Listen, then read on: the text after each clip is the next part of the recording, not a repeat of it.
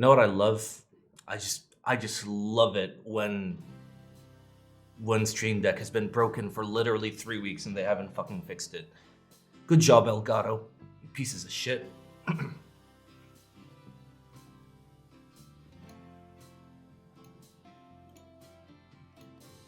I fucking Oh, I'm up to love date. Notes. Wow. Thanks, guys. You're so fucking helpful. Can I like update my firmware or some shit? Hello? Apparently not. No. Fuck me in particular. Cool. Holy Pondo, Thocc Kale, Long PP, Thoctober, PBT3 Ildcat Sound Test, Thocc. So I have to switch scenes with my mouse. Like that. Yay. Matcha, thank you for the 14 months and the Thocc. You must be the Thocc you wish to see in the world. Elon Musk. Thank you for the 7 months. Thocc. Hey Simon, would you be able to help me with the Monarchy dilemma I'm having? Maybe? I don't know. Did you get really horny and you need help calming down? Holy If Pondo, so, Thocc Kale, Long maybe. PP, Thoctober, Jeremy, thank you for the PBT3 Thocc. Ildcat Sound Test, Thocc. Okay, let me randomly restart my Stream Deck for the 5th fucking time. Maybe it'll work this time.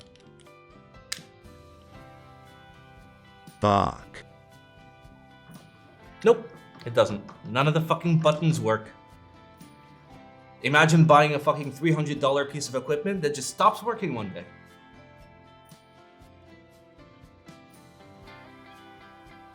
I would kiss on the macro cam, but none of my buttons are working, so I guess I'm just gonna kiss it with my mouth.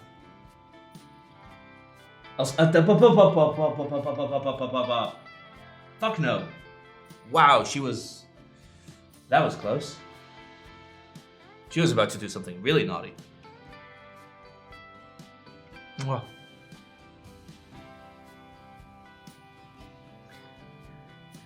Have you tried Hammer? Yes. I thought today was the day you saw keyboard pictures. You are wrong. You are wrong. Here, I will show you how you are wrong. If you go to the secret chat that you can't see, I have a calendar in here. Holy Pondo, this calendar. Thocc Kale, Long Boom, PP, Thoccy Q&A. Thoctober, PBT3 Ildcat Sound Yeah. Test, Thocc. But we swapped the CE rebuild with me debating you. So we're actually going to be doing 2 things this stream, okay? 3 things. 3 things, okay? Let's make a to-do list. Let's make a to-do list. So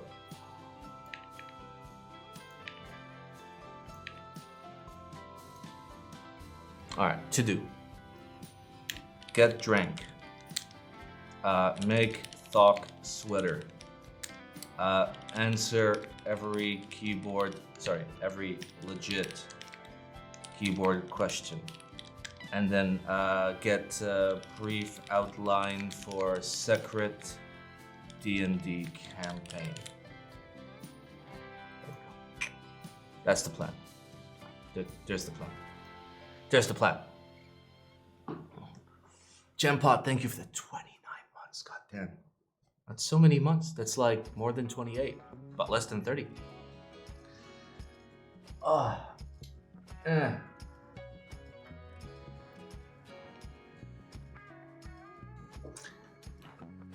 I traded an RGB thin caps kit for a Jane ME spot and I paid for it and everything. I was honest to Monica about it and I guess they're canceling my order. You dumb bitch. You dumb. Why? Why? I'm so sorry, but like it's a very unfortunate circumstance. But you didn't know it was against. Okay, but like ignorance of the laws does not make the laws exempt.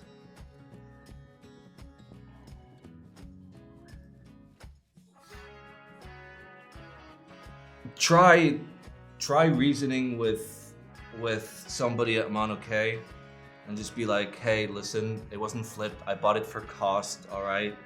I just wanted to do it easier this way so you could ship it directly. Is it okay? Please help me out.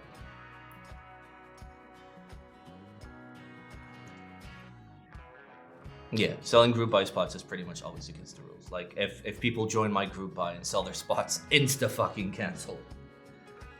But yeah.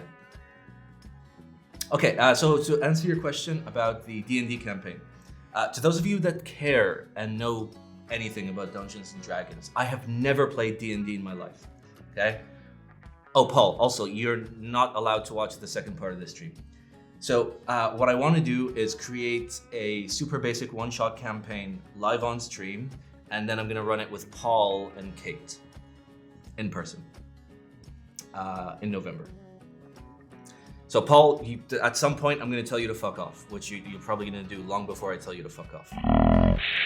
For the greater Thocc! For the greater Thocc less than 3. Thank you. It's another $100 towards the Thoctober giveaway fund. So good. So good. Can we use waifu as our character? No. Simon, what do you think about the GAT-X? I have many builds with GAT-X, including that one and that one and Holy Pondo, do more Thocc GAT-X Kale, builds. Long They're sitting PP, right here. They're October, like- they're just like, PBT3, "Use me, Ildcat Simon, Sound use Test, me." Thocc. Oh. This is what I think of GAT-X. Thick boy. They're great. They're great. They're very good switches, so fuck it. Simon, is your refrigerator running? I hope so. Otherwise, oof, gas leak. Gas leak.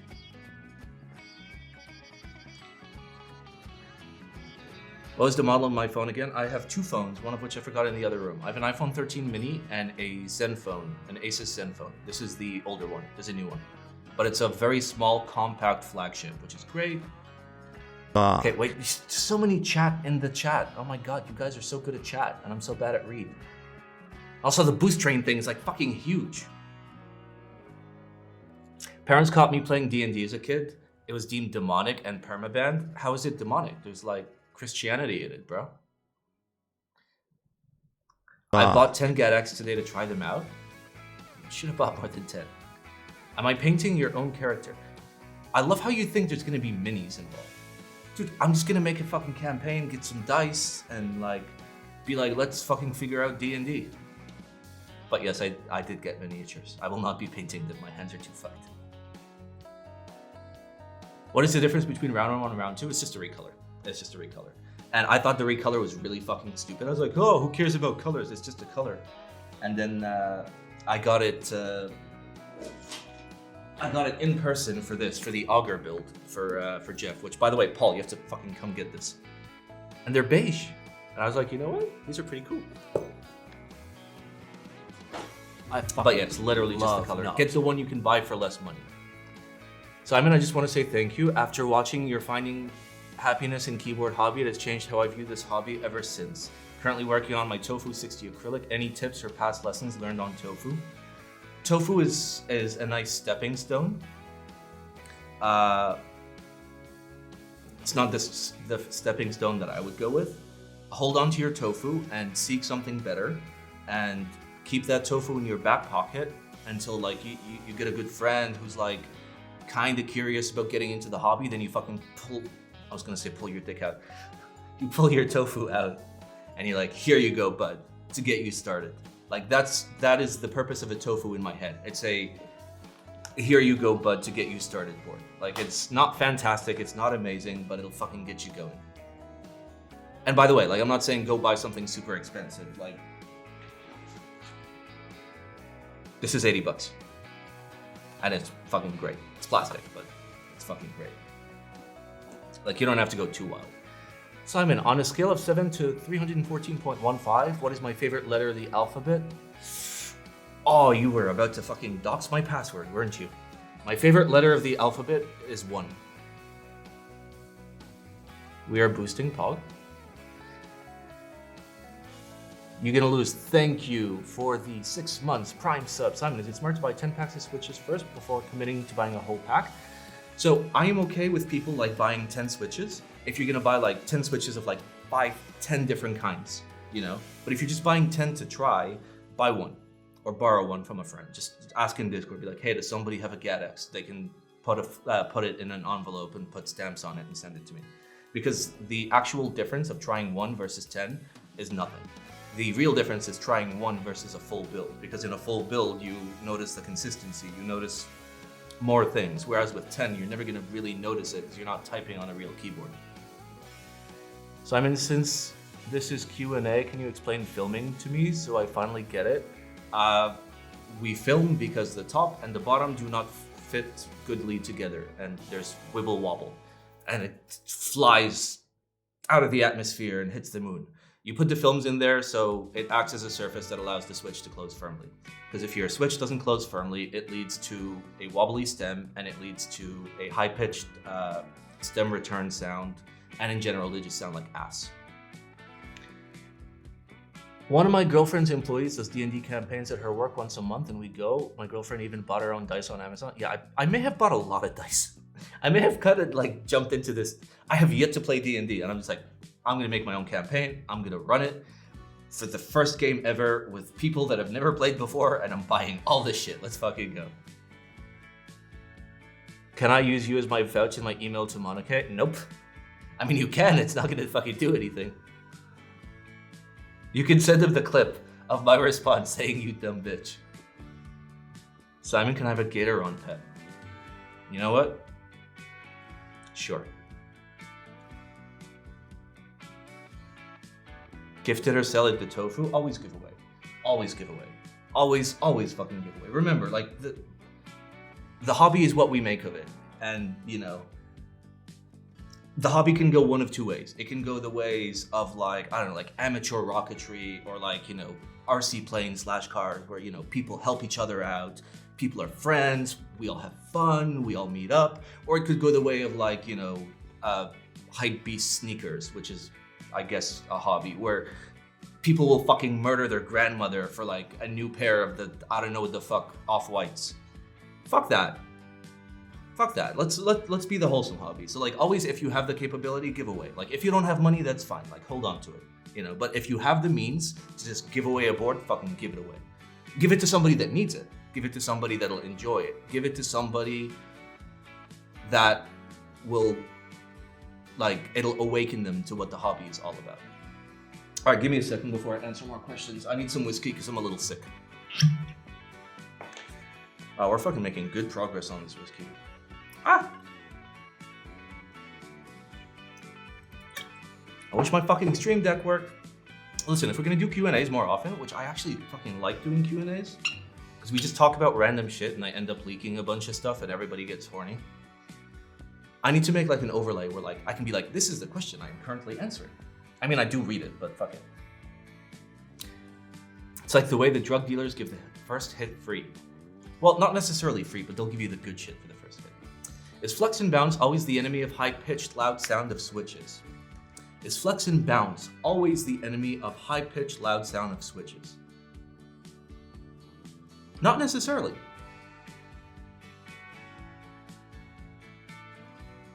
When you say the enemy, okay, so I think your question is, does flex and bounce make everything higher pitched? Flex, kind of, yeah. There's no way around it.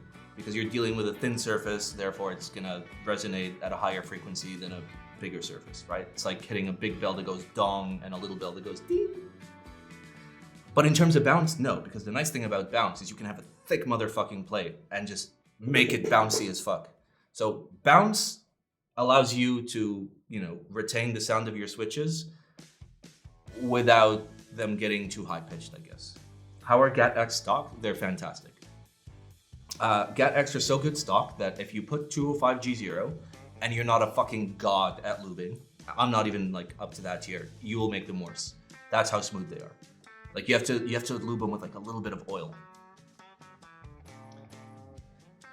This is not a Q&A yet. There is no Thocc voice. Wait, let me ingest some Thocc juice.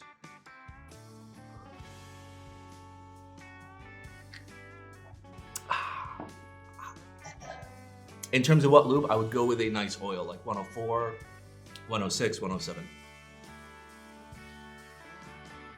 Oof. Thocc. Welcome, new Dice Goblin. Yep. I may have bought a pound of dice. I'm just saying. Good Poria to GM the D&D game. You mean DM? No, I want to DM my first ever game of D&D. I feel like you went hypebeast during the pandemic and it's been slowly moving away from that. Yeah. The hobby is not necessarily contracting, but the growth has been slowing, which is good. Like, I've spoken to a lot of vendors and they're just like, you know, things have gotten more difficult. It's harder to hit MOQ. It's harder to have like more affordable prices. I was like, bro, it's fine. Like, if you have to sell for a higher price, it's fine. Just be like, this is priced at this MOQ. And I'm gonna look at it and be like, okay, fair.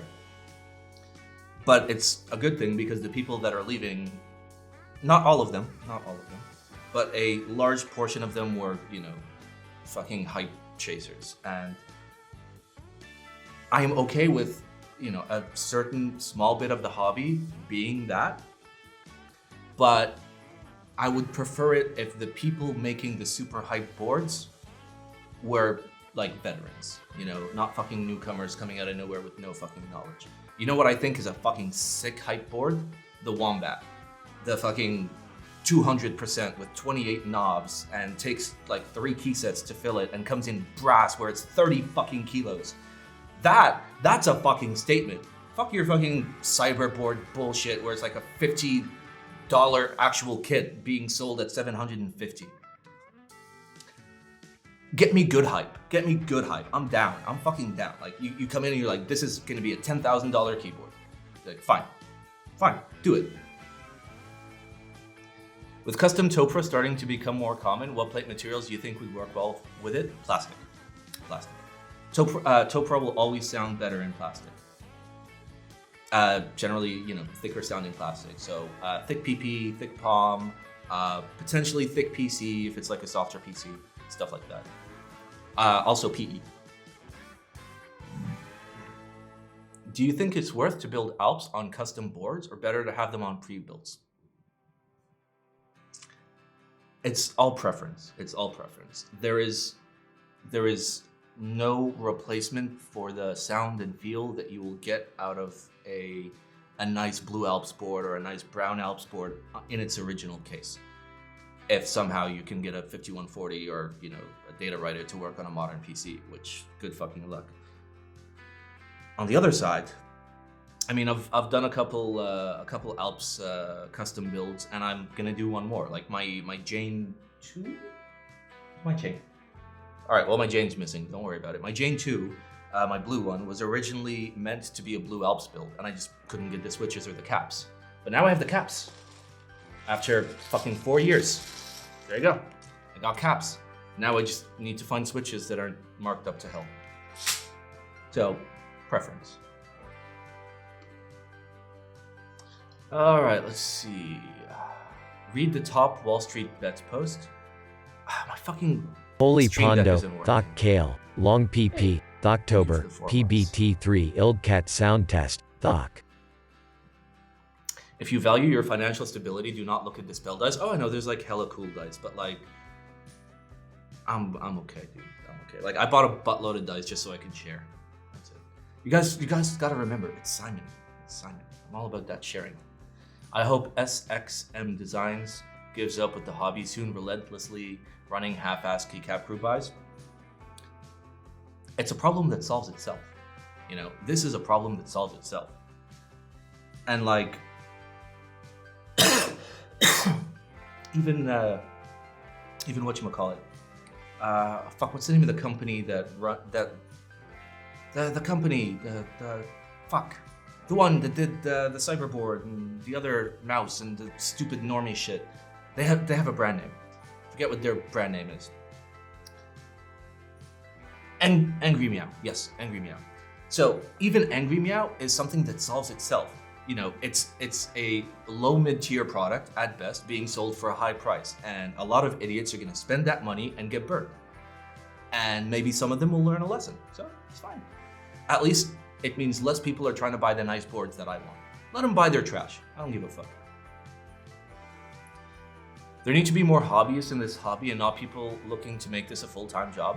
I mean, I stream more than some full-time like keyboard creators, but it's not a job for me. I stream for free, so I don't know. I think I've heard this from a lot of people, and I'm not gonna give specific names, but like big makers in the hobby, that the moment it became about business, like the hobby was fucking ruined for them. So I get that.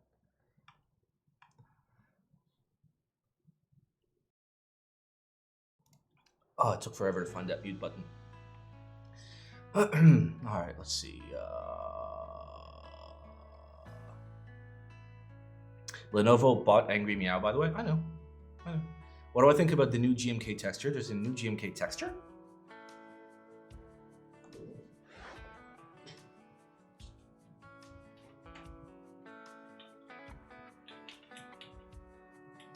It feels like GMK. Feels like GMK. Gonna go sit in a corner now, have a good stream, Simon? I mean, try it. Try contacting them and just be like, hey, I'm an idiot, I didn't know. I wanted to get the keyboard. Could you please help me? Simon, what is your job if you are comfortable in sharing? I work in tech and marketing. I am head of marketing and tech at a company. You cannot have spicy opinions when going full-time? Absolutely. You are correct. Absolutely. I have this amazing thing in which I am supported entirely by you guys and no one else. And that gives me the freedom to point at something and be like, this is bullshit. This is bullshit. Whereas some people legally can fucking not say that. And that's fucked up. Is there any point going for a CEM3 PCB in a full plate build? Specifically for an F1? Yeah, if you're trying to reduce the pitch a tiny bit, raise the pitch a tiny bit, and adding a teensy itty bitty small amount of softness when you bottom out, the smallest amount, you will not fucking notice it.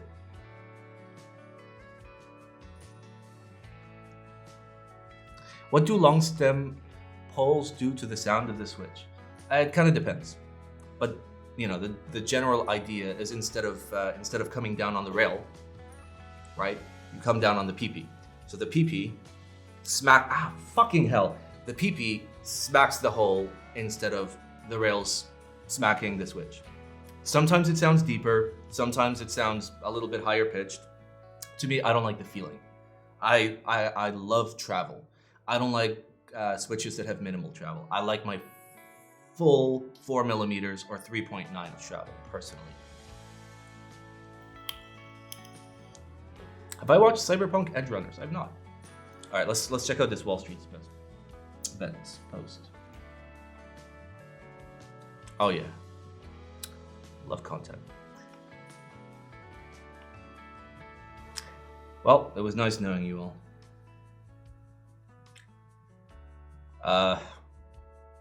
See ya. See ya. All right, wait. Our to-do list. I need to get drank.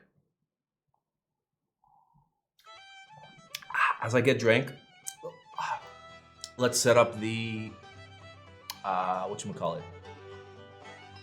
The Thocc sweater. So we have a special Thocktober only shirt for the month of October. All proceeds go to giveaways, 100%. But some people wanted me to also add a hoodie. So let's do that. Let's see, October. Edit details. Okay, give me 1 second. It's gonna try and dox me really hard.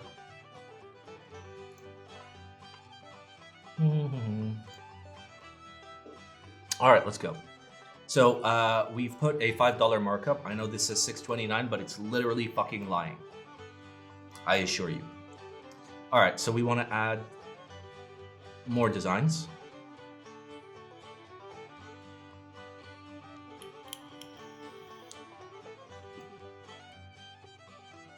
Wait. I fucking love knobs. Why is it trying to gender me, bro? I don't fucking give a fuck. Just give me clothes. All right, we do want a pullover hoodie. What's the difference between the premium and the normal one?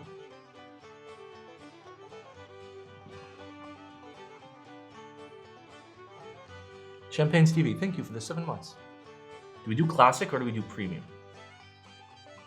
Classic or premium? It's like an $8 difference.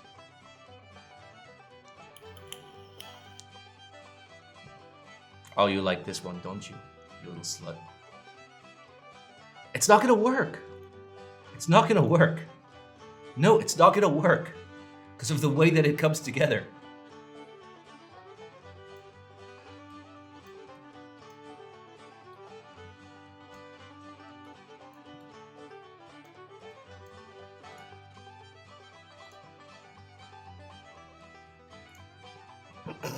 It's not gonna work.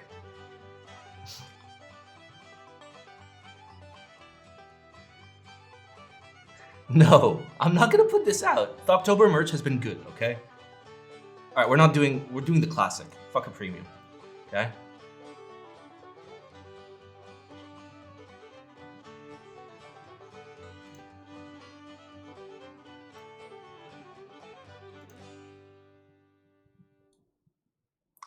Premium is cotton and polyester. I assume classic is just cotton. I mean, that's better. All right, we definitely want it in blue. We want it in purple. I guess that's it. Easy. Okay, 1 second. It's gonna try and dox me again. I don't understand websites that are just like, let's show your fucking full name and email address on every fucking page. That'd be great. All right, I only want to make $5 from this, so 35, 38, 37. Okay. Most creators price the product. Really? God damn. Check DM. No. It's too hard.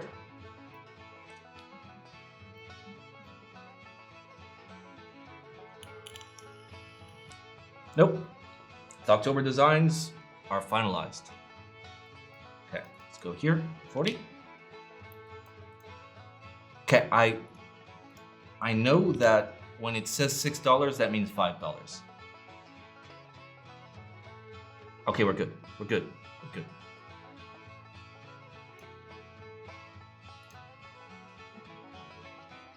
What?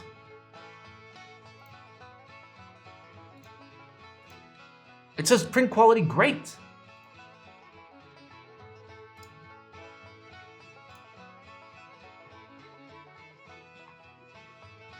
Okay.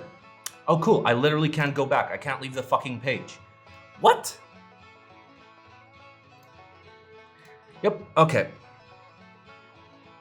Give me a second while I try to fucking figure this shit out. Fuck you. Why is everything so bad? Why is everything just the fucking worst? Yeah, but I'm not editing the all over print. I'm editing only one right now. And I can't go back. There's no going. Okay, dashboard. Listings. October. Add. Select a product. Men. Classic hoodie. Okay, we're good.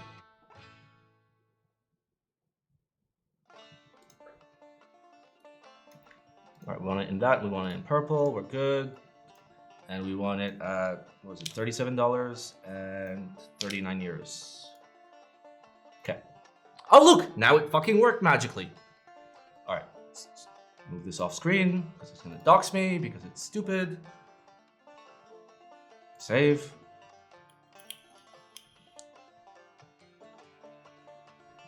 Why do you think Topher says good feeling instead of premium feeling? Hey, we did it. Okay. All right, we now have the hoodie. Okay, you guys happy? We have hoodie. Let's confirm. blacksimon.tv/merch.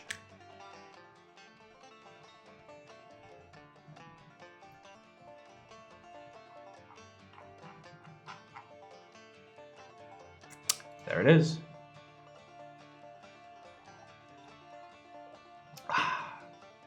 There you go. Even comes in purple.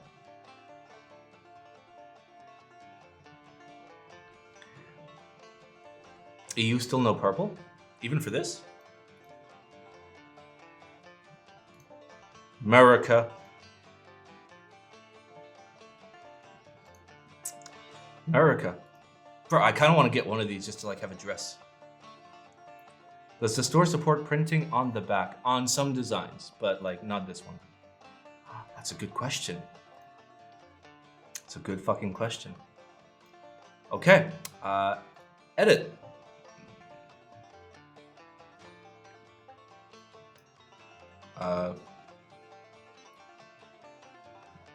Can I not edit you?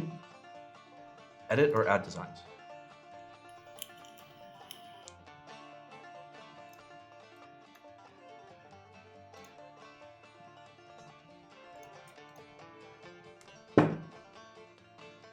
Okay. Yep.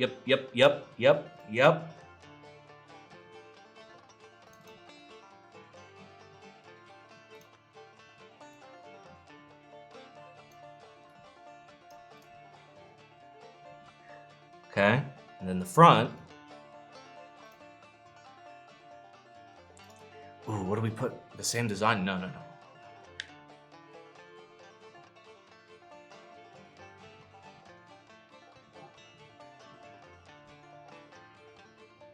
Okay.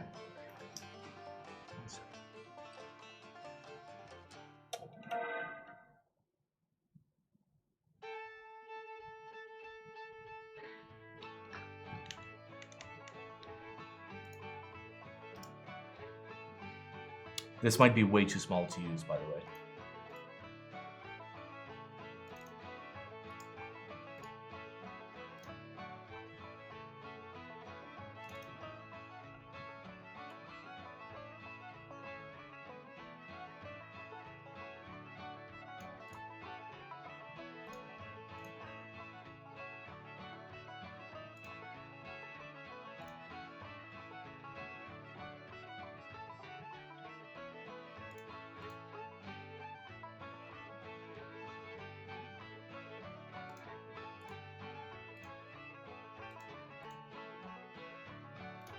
Do we prefer this? Do we prefer this, or do we want to do like literally the same design on the front and back? I don't think that's a good idea. I think just a little bit of thought there. I think this is like spicy. You want more colors? The colors aren't really great. Like what? And no, generally we don't. Arab Thocc, we don't have in a high enough quality. Topra switch cross section. I mean, Sipala gave this to me, but it's black. So that's gonna like massively interfere with like anything we try to print on.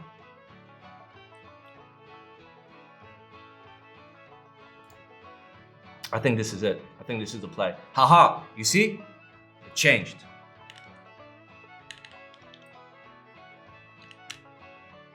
$41.69. And then 41.69. Okay, it says it's that, but it's not that. I have to like up it by like $2 for it to equate. There's no wrist, by the way. We're doing this. It's done. We have done. It has been done. There you go. Thoctober.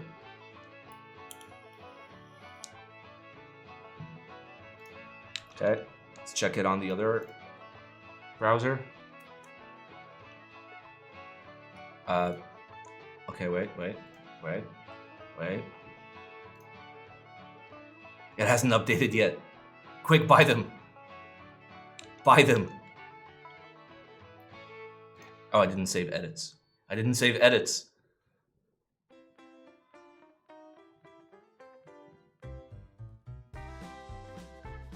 Okay. I know, it has to be Thoctober. No. This says Thoctober. It doesn't say Topra anywhere. Okay? Everyone chill. Okay, it just has yet to update. I don't want inverted colors. I don't want a Topra switch.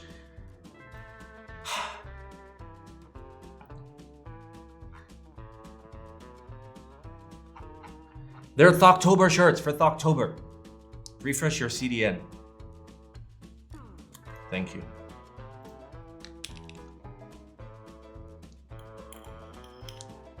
I just refreshed it, bro. I'm providing what people ask. Don't listen to the people. The people don't know what they want. I know what they want. I know what the people want. What they want is more Thocktober. It's updated? Nice. Well, there you go. There's your sweater.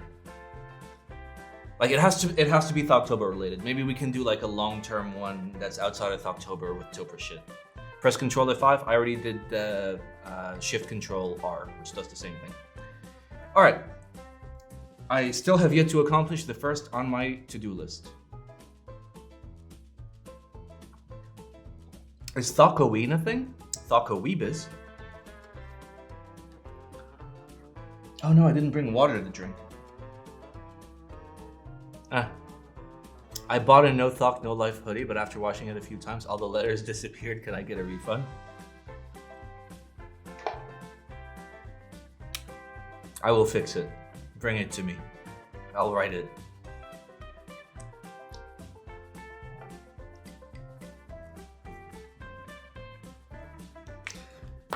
White letters? There's white Sharpie.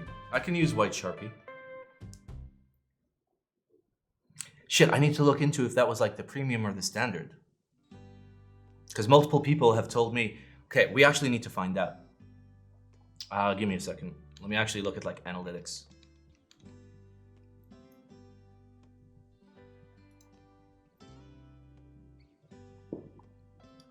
All right, I need to look at like last year's analytics.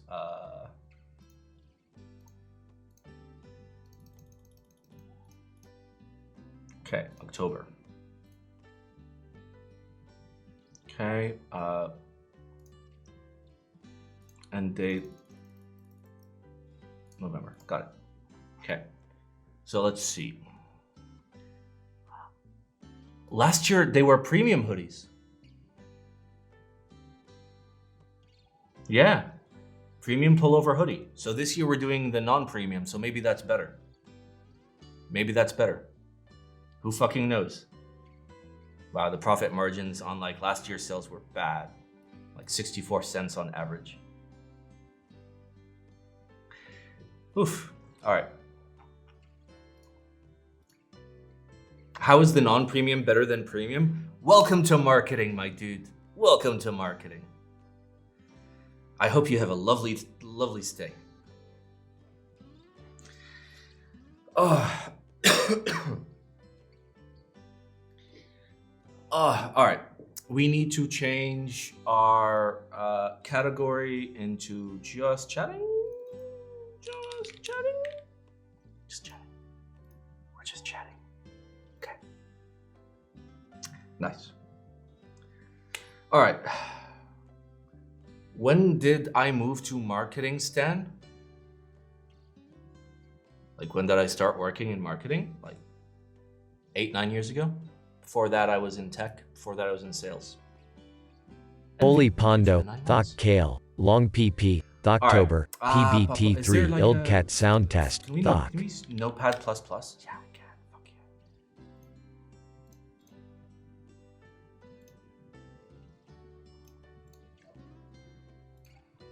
Okay, file, new, and view. Can I make it like not terrible?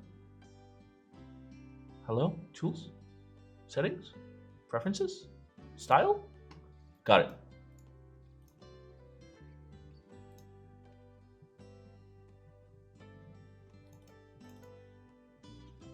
Oh no, that's the actual configurator. How do I view in a different style?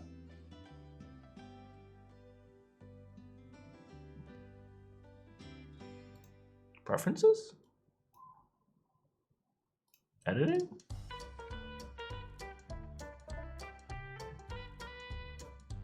Bro, how the fuck do I do this? How do I make my Notepad++ look different? It's not in general. It's not in editing.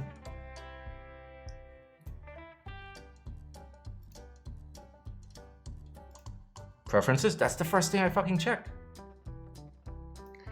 All right, general, it's not there. Editing, it's not there. New document, it's not there.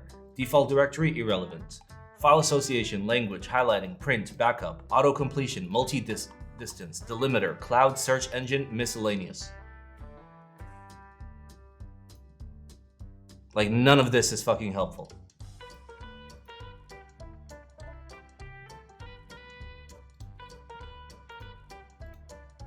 Anybody? Anybody using Notepad++? My Notepad++ on my other computer, like, looks correct. Is it like a button?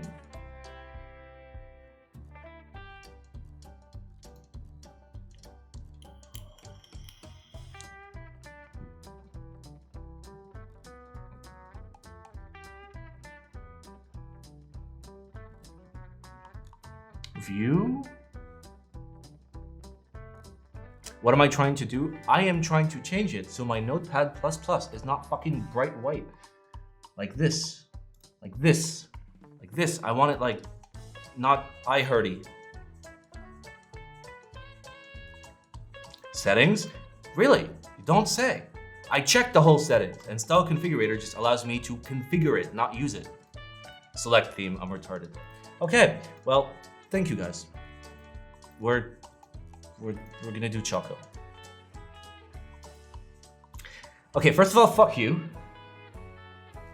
Okay? I have to grab my to-do list, 1 second.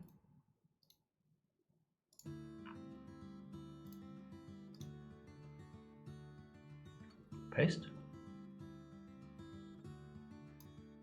Okay, there we go. Dude, I don't care, I just want it like readable. Okay. So I assume Paul is not watching. Let's try real quick. Does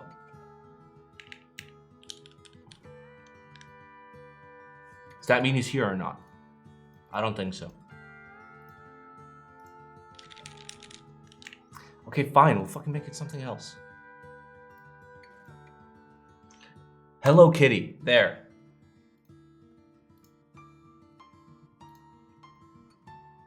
All right, so apparently Paul is not here. So we are going to plan a D&D campaign, okay?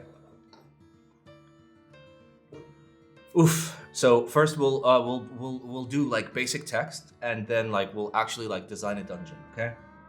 So the idea is 2 players, and NPC is in there, played by Simon. But you start... No, they don't start in a tavern. That's too fucking cliche. They start on the road outside of town. East of town. Okay. Start on a wagon? Yes.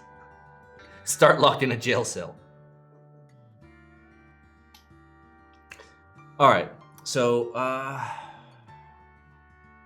is there any reason you aren't using a D&D tool? I will. Like, I'll use one for dungeon, but I'm just trying to get like an idea of like what I'm trying to do.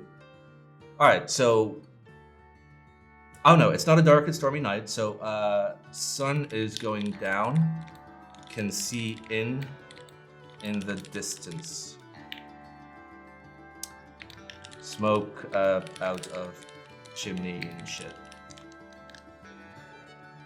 I mean, for planning, well, I literally don't fucking know.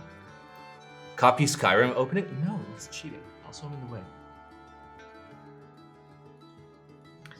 Okay, so they go to the inn. Okay, so here's where like we want to set up our hook, right? Because like we want them to like participate in the adventure. So there's got to be like multiple ways to like get them into the adventure. No, like no matter what they do, they end up on the fucking adventure. Ah, okay, wait. You go to the inn. It smells like rain. Okay.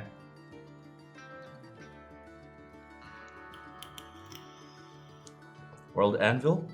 Create your free account. I already hate it. I already hate this. Let me try my way first. Okay? I'm just trying to get the ideas together, like in my own head. So they go to the inn, it smells like rain, okay? So inside the inn, rain starts pitter patter. Drink beer? I don't fucking have beer. All right. So now they're like, kind of, a good story starts at the end.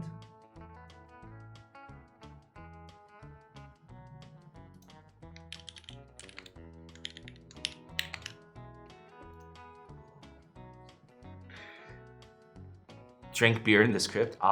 Well, no. So, there's, okay, I want to do like three different hooks, okay? Hook 1, there's a wanted poster on the wall with gold reward for let's do goblin ears, noses, whatever the part you harvest, okay? Know where you're going, then you put a start, and the middle is easier to flesh out. No, I got this. I have the idea in my head, like already. I've been thinking about it. All right, hook 2. Dude comes in all wet, screaming, "Oh shit, they've been taken." All right, and then hook 3, NPC, Thocc, played by me. We'll go into details about who Thocc is when I know for sure that like Paul isn't watching. Suggests to go quickly before the tracks are washed away by the rain. Yeah, motherfucker.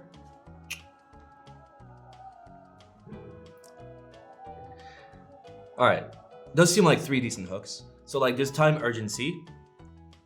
I have yet to like specify like what is going on. So like what actually happened. The Duke, Lord of the town had his 2 kids kidnapped by motherfucking goblins on the north of town. Can I get some line breaks up in this bitch? Word wrap. Imagine if none of these scenarios happen. It's fine, whatever. We'll figure it out. All right. So that's our beginning.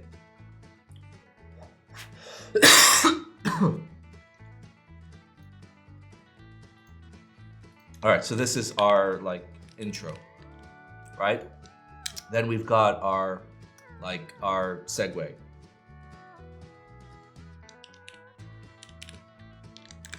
So our segue is, do you plan on using something like Roll20 for character sheets, maps, etc.? I'm going to get like 4 to 5 like super basic character options and let them pick what they want. They'll be like very beginner friendly because I'm also a beginner and I have no idea how magic works, even though Thocc may be a very magical man. So for the maps, I'm going to probably just do print it out like A3 for the dungeons itself and not much else, because again, this is meant to be a one-shot. So like most of what's going on is going to happen in the dungeon, so we got to figure that shit out. All right, segue. They go to the north side of town, which I hope they do. They find some drag marks. If they arrive late because they were fucking around. Who am I playing with? I'm going to DM for Paul and Kate.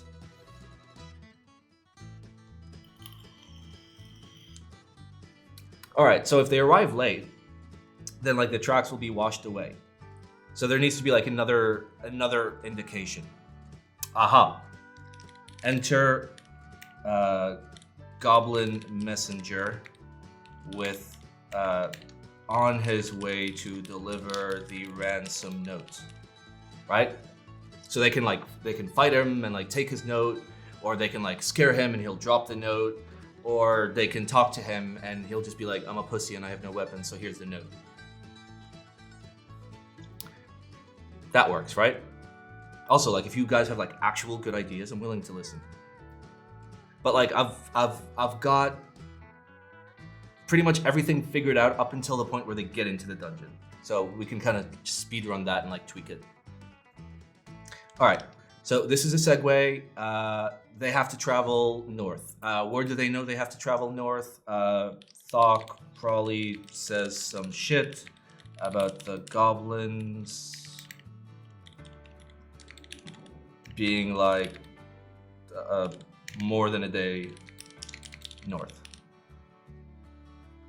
John being a blacksmith is a good idea. I don't have enough time to flesh out a full world. This whole mini campaign is supposed to like happen within like 3 hours when nobody knows how to fucking play, including me. So, all right.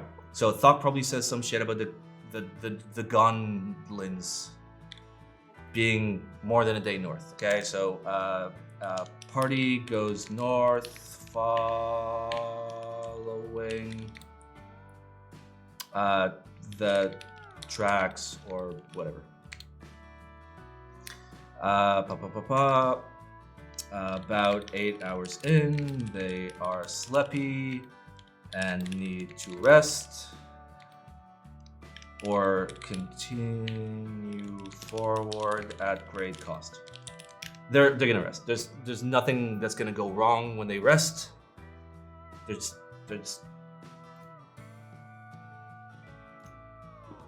gonna do it. All right, so entering the dungeon. Fuck it, enter the dungeon. Okay, they come across a large clearing in the trees leading onto some plains. About shit, I have to use feet for D&D. About 200 feet away is an entrance, like a cellar one, but like really big, and there's two guards there. Yeah, D&D is in Imperial, by the way. Like, I briefly just like read through the rulebook, but everything's in fucking Imperial. All right, so like there's a big clearing in the trees, leading into some plains. 200 feet away is an entrance, like a big cellar door, like a really fucking big cellar door, like the one in Mort Mire Swamp when you're doing Return of the Mire Q quest. That is the most fucking specific shit, but if you know, you know. Somebody get a picture of that door. And there's like two guards there, so like either I don't know where I want to go with this. Either like it's just two goblin guards and they're gonna be like pussies and like run away at the first sight of like something going wrong, or if we want to get like more inventive, it's two human guards that once approached are very clearly brainwashed, but then I have to like tie that into the story. How deep is that reference on the iceberg? I mean, if I had RuneScape membership, I'd show you right now. Two goblin guards that are in love with each other. I mean, their job is to like guard a door. Troll guard? No, trolls are hard, right? Like, I'm keeping it very simple. It's all like goblin shit. I don't want anybody to like get brutally murdered.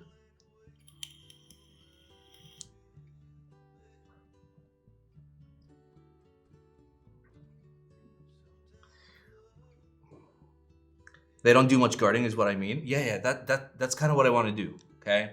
So the guards look like they've fucking had it with life and this shit ass job. Okay? We'll draw this up like later on like what this looks like. Okay. So just do like Canadian, since half is metric and the other half is imperial. We just go like, ooh, it's 20 minutes east. All right, so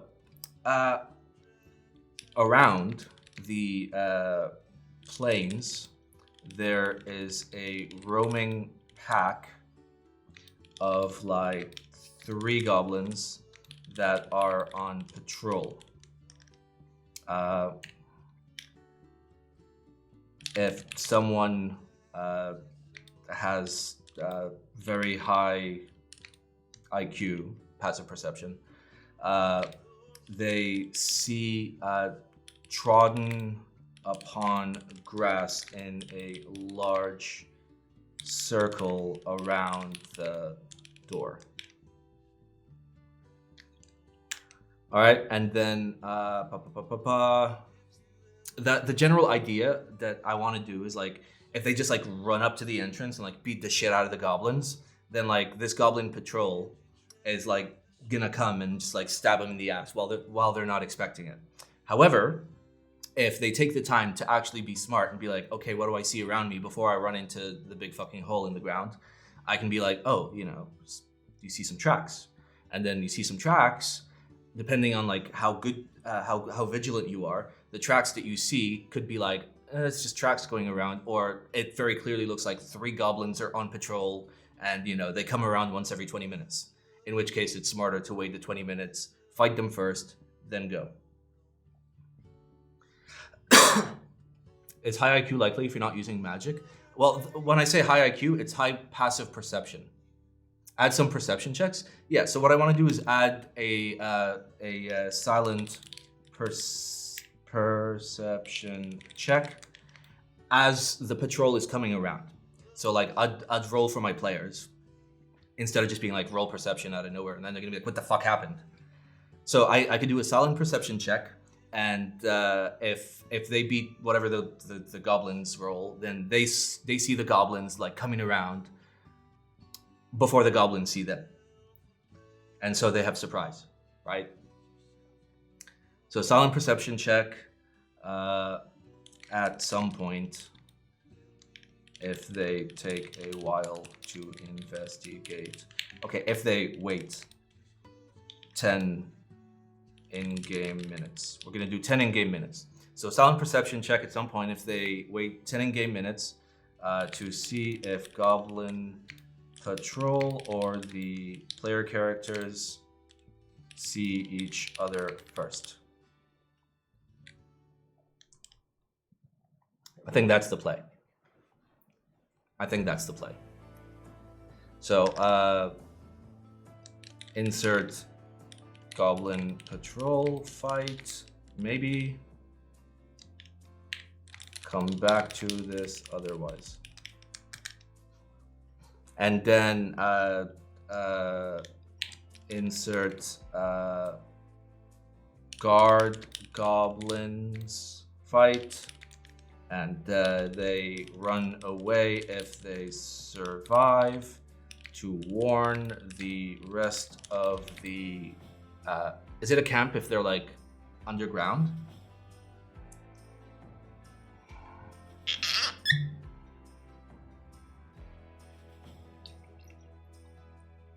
What you doing? You know, I should probably set the category to like something that makes sense. Where's my...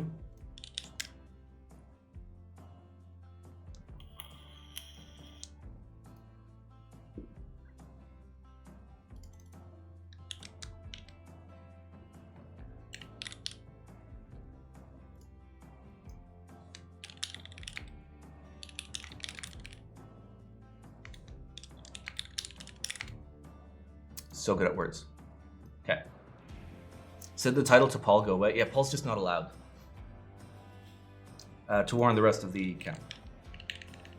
Underground camp. Okay.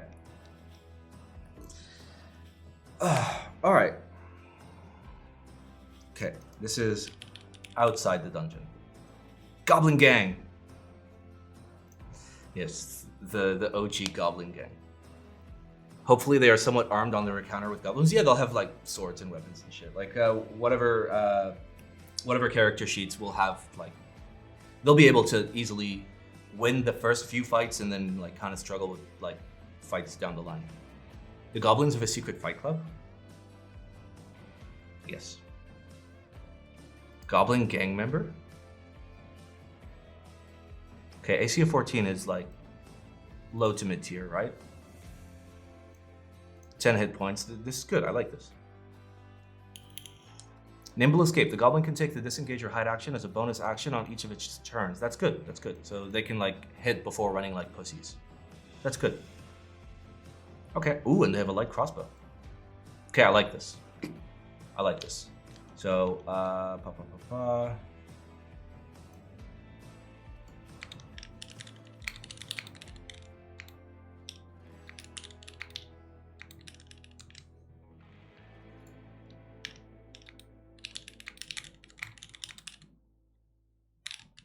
It's good. It's good.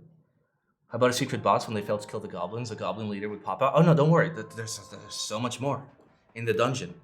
And there's a twist too, but we'll come to that. Okay. Okay, what's the difference between a normal goblin? Scimitar, short bow. Ooh, goblins are like better armored than goblin gang members. Okay, so goblins are like terrible.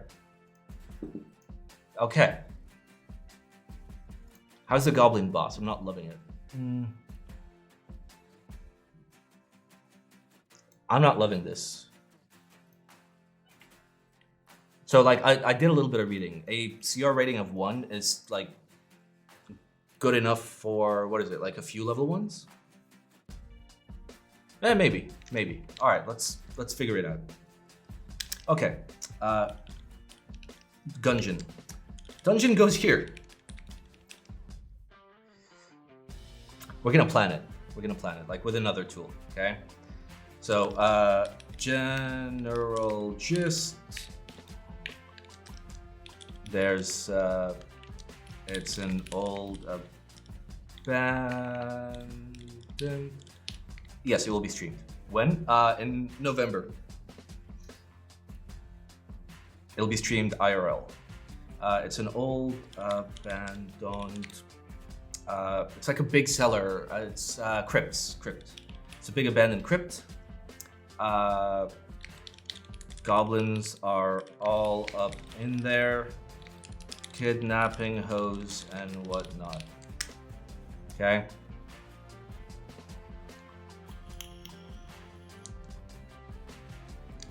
There's like 5 to 6 goblins chilling, sleeping in the first room. Maybe one guy keeping watch. Any interest in using the player's handbook for characters and class stuff? I don't have the player's handbook. I have the starter kit and the essentials kit. And that's as far as I'm going. All right. I mean, this is gonna take. This is gonna like happen over the course of like 3 hours. So like we're okay. So there's like 4 to 6 goblins chilling, sleeping in the first room. Maybe one guy keeping watch. The door to the second room is locked. Poorly for humans.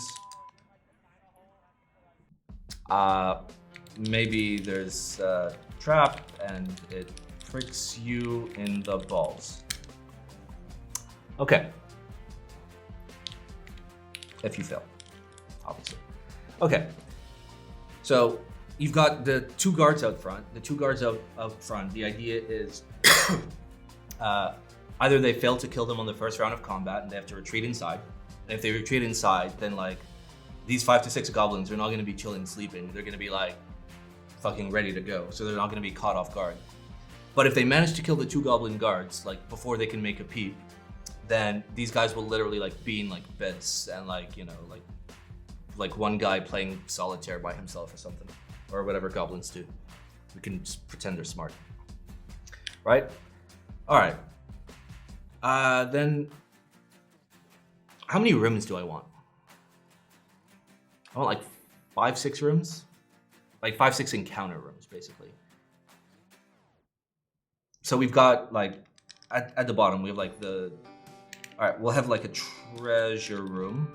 Before that is the boss room. Before that will be like, okay, so boss room / kids are locked in a cage here. prior to that will be like some decently armed resistance, so like 2 kind of buff goblins in a hallway.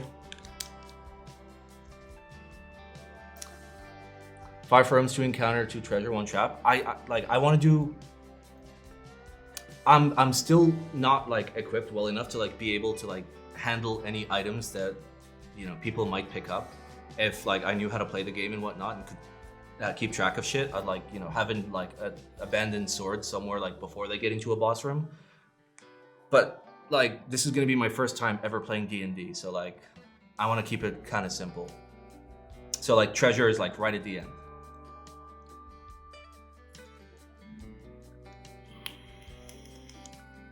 Also keep in mind, there will be an NPC that I will be playing, and we'll get to this when I know that like Paul and Kate are not watching, because there's like an entire story that happens there that like catches everybody by surprise at the end. All right. So this would be like the entry room. And then the second room would be like a chilling room, okay? So second room is a chilling room. There's maybe a puzzle. I don't think like goblins would like have a puzzle room.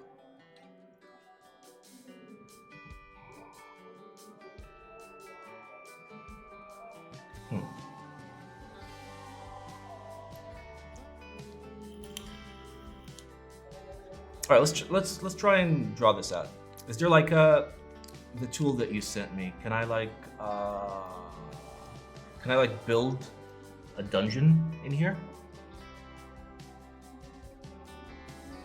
Interactive maps, whiteboards, interactive maps? No, that's way too big. Building, random generators, browse. I just want a dungeon, bro. Can I make a dungeon?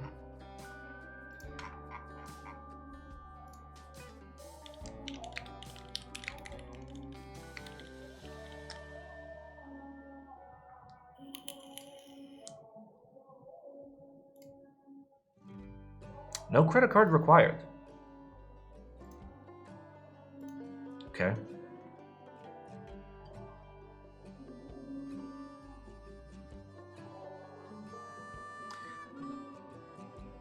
To make an easy map, go to dungeonscroll.com. Thank you.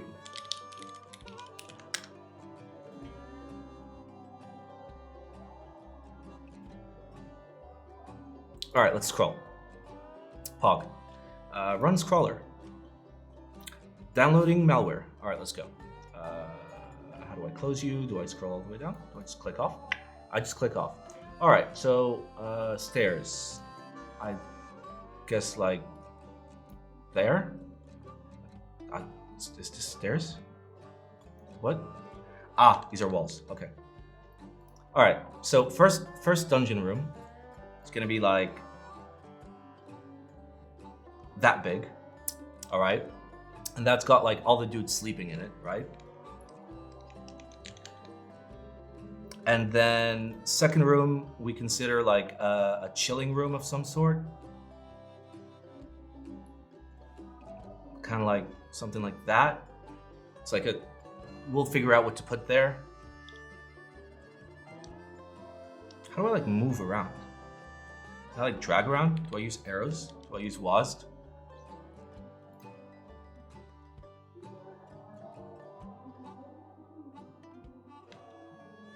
I pressed H for like the hand tool. Is there like a hand tool?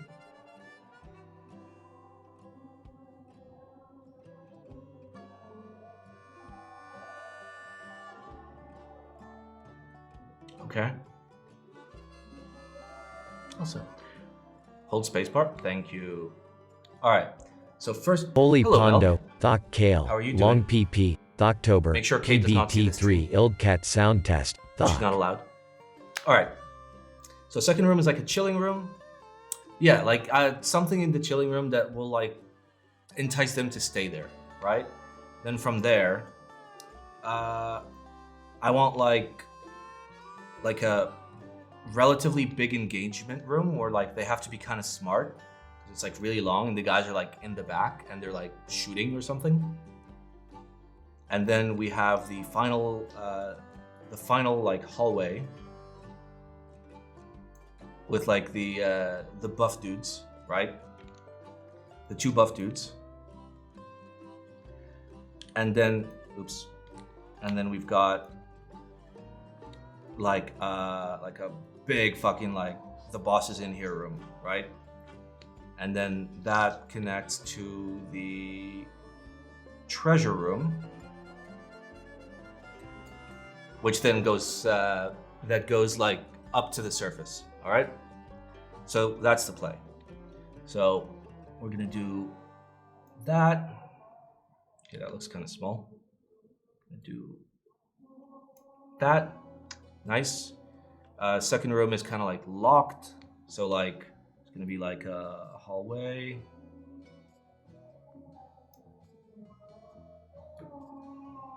So like there.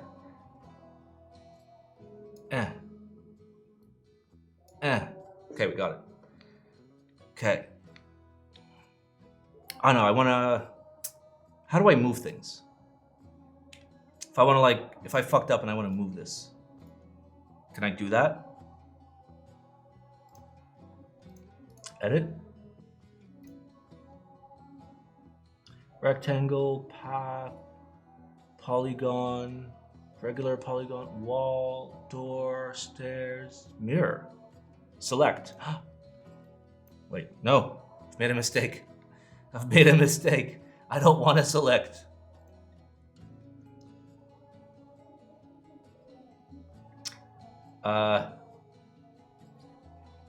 Okay.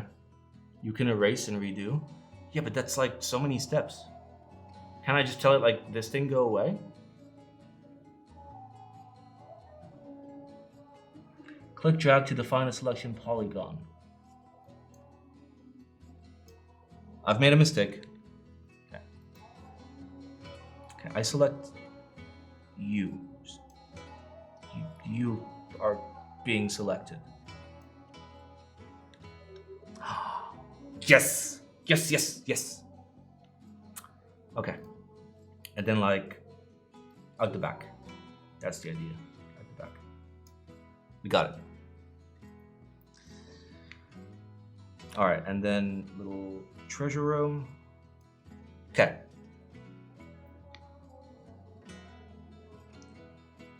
All right, so the idea is stairs. Click in two locations to set the top step. Click a third time to set a length and taper.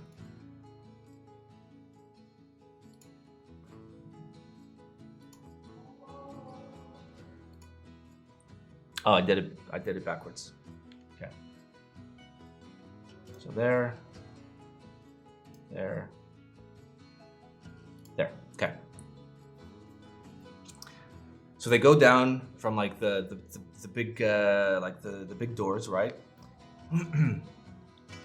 And this is where like 5 dudes are just like chilling, like sleeping. Or if the guards came down, then like all of them are like, I'm gonna fucking get you, right? Then there's a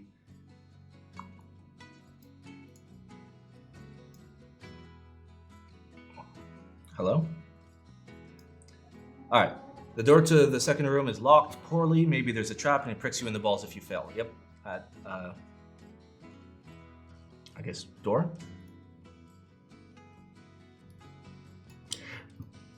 Okay. There's a door here. We'll figure out kind of how that works. Okay. The next room, excuse me, is the chilling room, where maybe there's just like one goblin in there and he's just like, yeah, let's do that. So second room is the chilling room. There's one random goblin in there with his pants down, not literally, I mean, maybe literally. Goblins wear pants. So there's one random in there with goblin in there with his pants down, and there's some a bread and a bonfire and some Tea. That sounds like a chilling room, right? Bread, bonfire, and tea.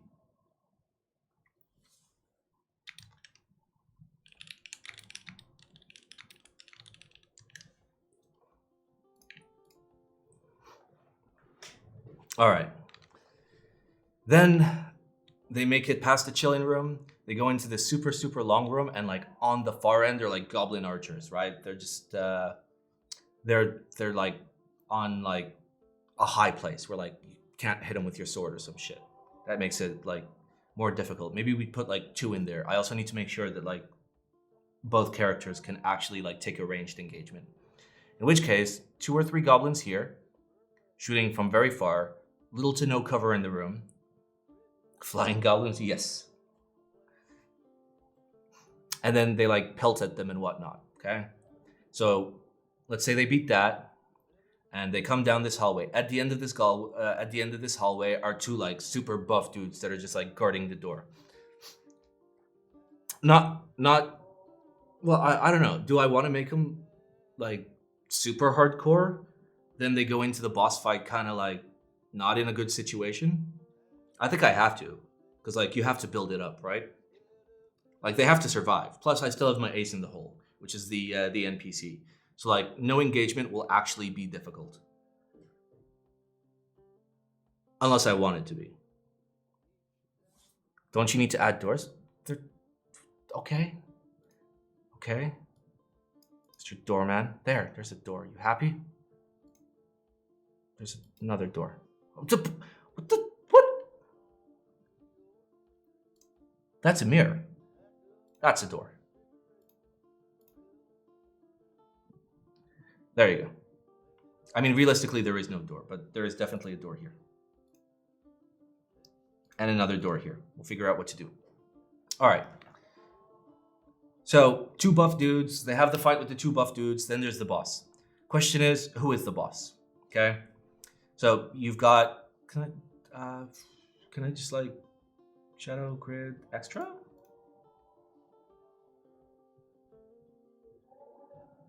Okay, we'll figure it out in Photoshop later, where we like put the individual monsters and stuff. Goblin boss. I'm not loving Goblin boss. I'm actually loving Goblin boss for like the 2 buff dudes that are gonna be like watching over the boss. Or the boss isn't even a goblin, okay? Because the whole idea is he's kidnapped the Lord's children. He's holding them hostage for a ransom, right?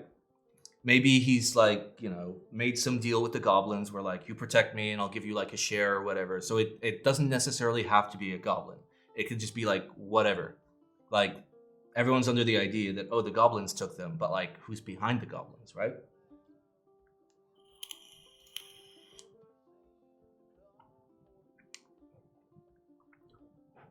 You're NPC? Not yet. Not yet. Chupacabra.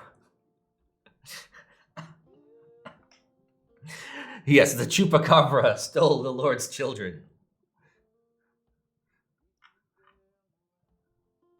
What, are you serious? Dios mío. Languages error. I mean, it could just be like a dude. It could just be like a magical dude, right? Who's like mind controlled. Why did the bad guy kidnap the kids? For the money. Only for the money. It's the Lord's kids. So, like, his idea is, yeah, he's going to get the ransom, right? A necromancer? Well, that's if we were, like, going to sacrifice the kids, right? Yeah, like, a bandit makes sense. But here's, like, I'm thinking, like, somebody with the means to, like, mind control or, like, outsmart and, like, get to do his bidding, the goblins. Does that require magic? Ah, yeah. Could be a wizard that needs money to complete some research. That kind of ties into something I'd like to do. I like that. How do you guys know Elsa's there? I don't know. Oh, well, it's not fucking working. Just use your imagination. Now, it'll be a wizard. It'll be a wizard. Wizard makes the most sense. So wizard needs money to complete some very sketchy research. And he's kind of like, enchanted the goblins to get them to do his bidding. So we can kind of hint along the way that the goblins might be like under some form of control. Ooh, charm the biggest goblin. That means that outside the door to the boss, we can just have one goblin boss essentially, and that makes a lot more sense. So that is the goblin boss, and the goblin boss was like brainwashed into just like standing guard for the wizard, basically. Okay, I like it. I like it. Let's get this in text format. One kind of buff goblin in a hallway, boss room. Kids are locked in a cage here. Wizard. Wizard. I don't know. Gets angry because he was disturbed while he was peacefully kidnapping these children.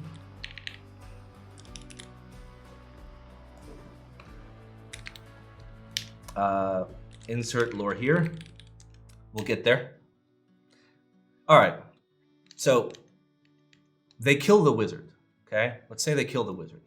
Okay. Wizard's in here. He's skidding around. He's being a nuisance. He's elusive, hard to catch, goes invisible, stuff like that. Okay. Now,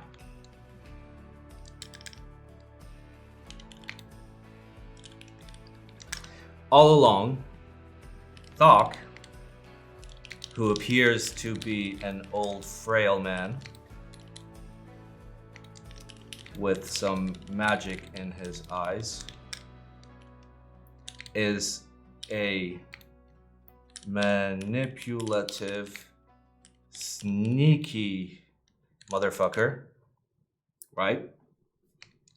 Who's actually like super skilled and high leveled, but pretending not to be.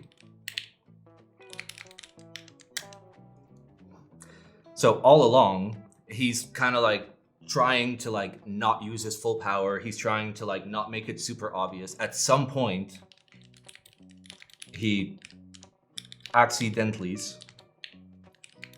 and shows his full power through an attack. Because like so here's the thing, like I will build like a character sheet for the wizard,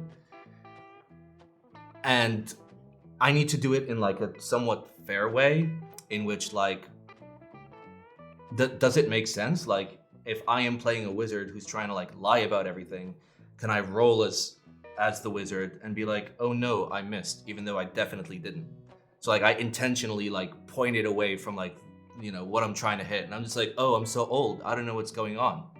But then at some point, just by sheer accident, I just accidentally just vaporized 2 goblins, and I'm just like, oh shit, I hope nobody saw that.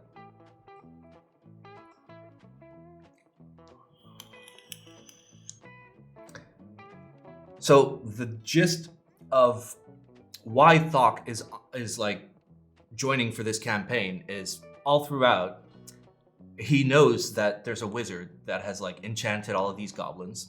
He knows that that wizard has something that he wants, okay? But he's trying to not be super obvious about it. So, how about this? So, after the boss dies, who's some mid-level rogue. No, we said wizard. Who's some like mid-level wizard, like I don't know, like level 10, 12, some shit like that. But like frail and like easy to actually kill, just devastating in terms of attacks. After he dies, our wizard, Thocc, goes looking through his belongings. Specifically, like just like instantly. He's just like, I'm gonna look through his belongings. And he doesn't find what he's looking for. He doesn't say what he's looking for specifically. Okay? So after we kill the boss, Thocc goes searching his belongings on his person. Okay? So the idea is the rest of the treasure is actually in the treasure room. The item that Thocc wants is in the treasure room. So the idea is, if one of the players picks up that piece of treasure, Thocc is gonna stop playing along, right? He's gonna pull out a fucking dagger and stab somebody in the back. Now, I don't want this to kill anybody, but I want them to scare the shit out of him. Where, you know, he stabs him and he literally takes the object and the motherfucker just disappears. It's poof, gone. Okay, I know, when all of you are watching this campaign, like, basically 1 month from now, y'all better pretend to be shocked. Alright, so Thocc goes searching in his belongings. The actual item he's looking for, let's say it's a heart in a jar, temporary, is in the treasure room. If a player goes for it, Thocc will backstab the bitch and yoink it, and poof. Looking for the actual.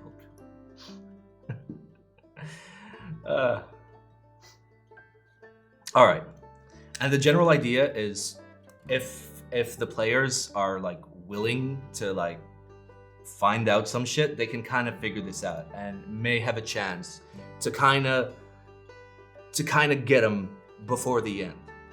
However, he would not engage in like a full fight because he would actually kill everybody, but will, like, you know, stab somebody and fucking just disappear. I think that's the play. Okay. Does this work? This kind of works. We kind of just like outlined the whole thing. Okay. So here's the railroaded version of the one shot.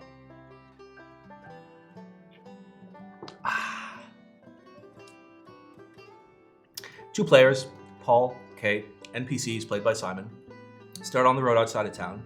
Sun's going down. They see the inn in the distance. They go to the inn. It smells like rain's about to start. They're inside. The rain starts. There's 3 hooks in there. First hook is, you know, actual like wanted poster for like, I don't know, goblin noses or whatever.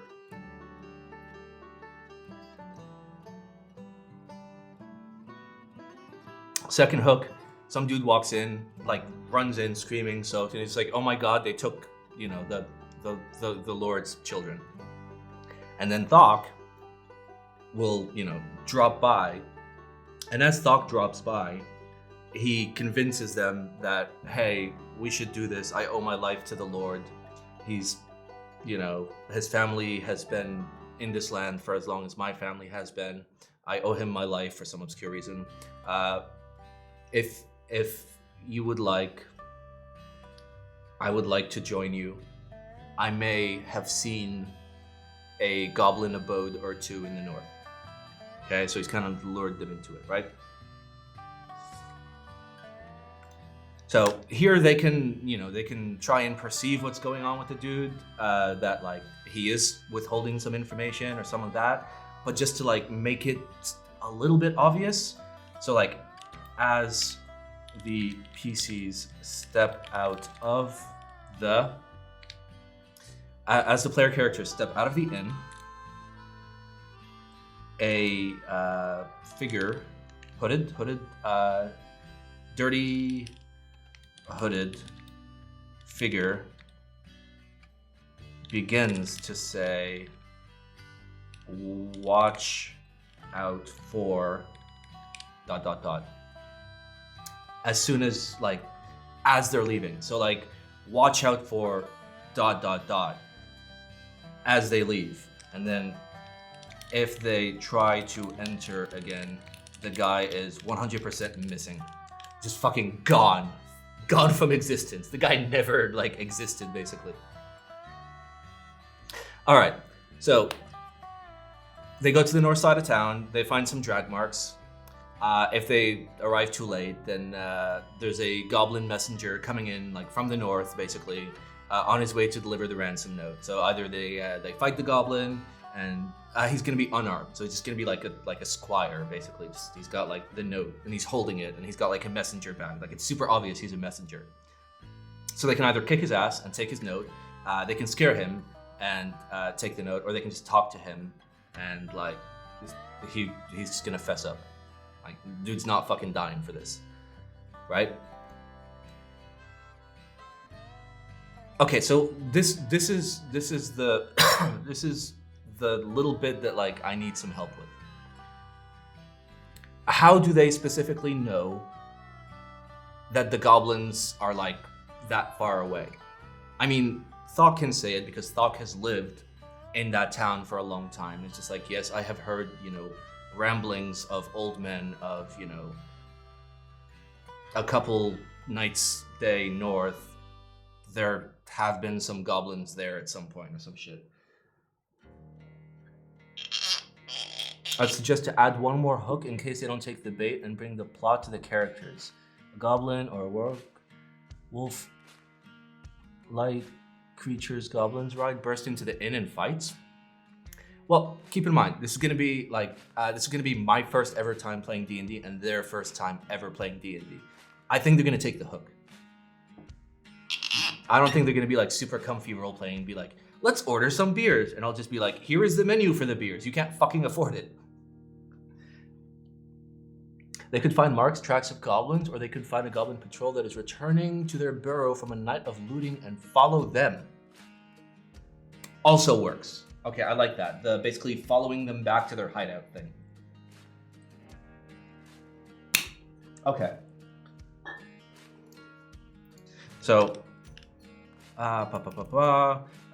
they can potentially spot a pair of goblins up in the distance, clearly returning, I like this, home with some loot from the town. That's good. Maybe the kids left markers on the roads, literal breadcrumbs. It wouldn't be on a road, like this would be like through a forest basically, right? So like, that's why I'm thinking like literally YOLO it. Just like go north. Elsa, hey, come on. Come on. Yeah, come on, sweetie. Up. Up. All the way. No, up. Okay.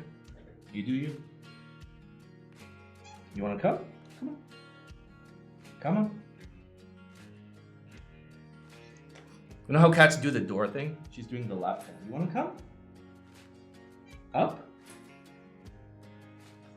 Come on. Come on. Yay, you did it. You came up. That's a good kitty cat. All right, so let's consider if goblin eats stuff, they could have left the carcass of something half eaten and it becomes a mini endeavor. Fight off the bear that's eating the leftovers to get more clues. Ooh. Would we have time for that though? I'm kind of just trying to like shove them into the dungeon like as quickly as possible. Like we got 3 hours for this basically. So they could have left the carcass of something half eaten, it becomes a mini encounter. I like that. I do like it, but like, I'm trying to get them hooked, okay? Trying to get them hooked. Because if I enjoy DMing or just playing the game and they enjoy playing the game, then hey, I got two people to play with. Elsa, hey sweetie, how's my kitty cat? Huh? Want to slay some goblins? Huh? Want to get him? Want to backstab Thocc before he turns evil? Yes. Okay, now fuck off. No, fuck off. Oh, now you're sitting. Okay, well, stay there. All right. I think this kind of fits because worst case scenario, I can just be like, you see the goblins and they are clearly in the distance and they are clearly returning with some loot. All right, so the party goes north following the tracks or whatever. 8 hours in, sleepy, need to rest. Just, I want to introduce them to the mechanics of like resting.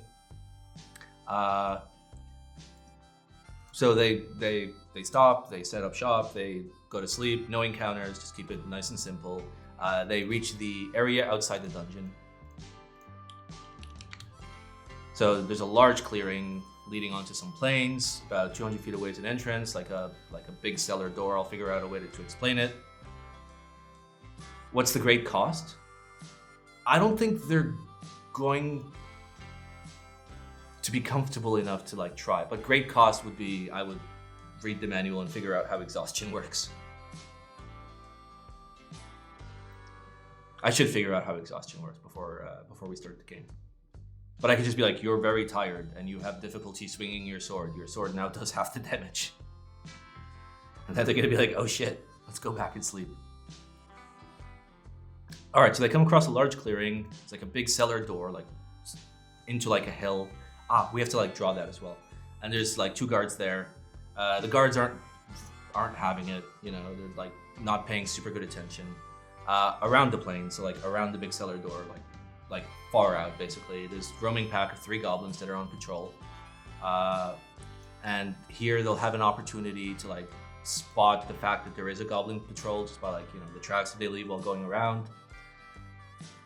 At some point, I do a silent perception check to see if the goblin patrol or the player characters see each other first. If they just run straight into like the guard goblins and kick their ass and go straight in, yeah.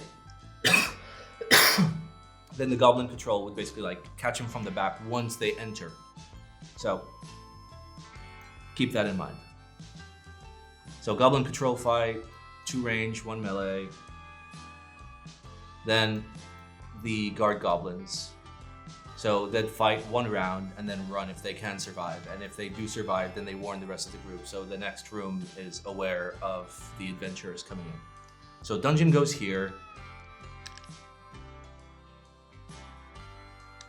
If no patrol fight has taken place, patrol enters behind the players. Okay. So general gist, it's an old abandoned crypt. Goblins are there doing what they do. There's like 5 to 6 goblins chilling, sleeping in the first room. So that would be this room here. So like just like beds, chairs, whatnot. They're just chilling unless they've been warned and like everybody's ready to fight. So if they're chilling, then everybody basically... Elsa, why are you meowing? Thocc. So if they're chilling, then everybody has like an opportunity to like sneak attack. Am I making a video game? I am making a Dungeons and Dragons campaign for the first time I will play Dungeons and Dragons. Okay, so either, you know, I'll keep them as goblin, the shitty goblins. What are they called? Goblin gang members, because they have lower hit points and AC. Okay, and then maybe there's like 1 guy keeping watch. So like I could be like, you peek around the corner and everybody's sleeping, but there's 1 guy kind of like half awake at the door. You could potentially sneak up and stab him, and then like sneakily kill off everybody else. So let's say they kill everybody. The door to the second room is locked. Yeah. Maybe there's a trap and it pricks you in the balls if you fail. I can just swing it. Just be like, it's a weird lock, and there's like 3 sliders on it, and you don't know what the sliders mean.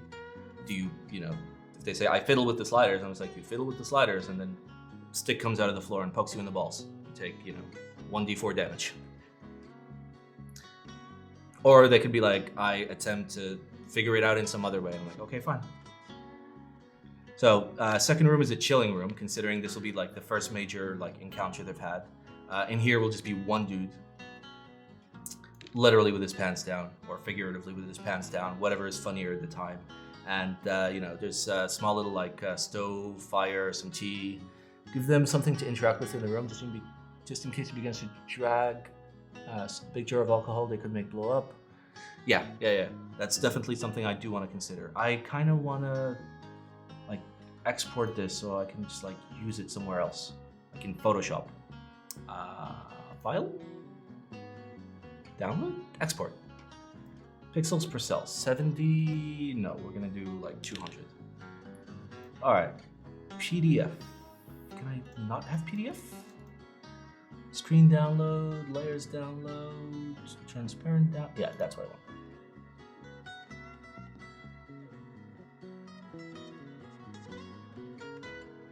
Okay, nice. Does this work? Cannot read this file. Cool. Let's open up Photoshop.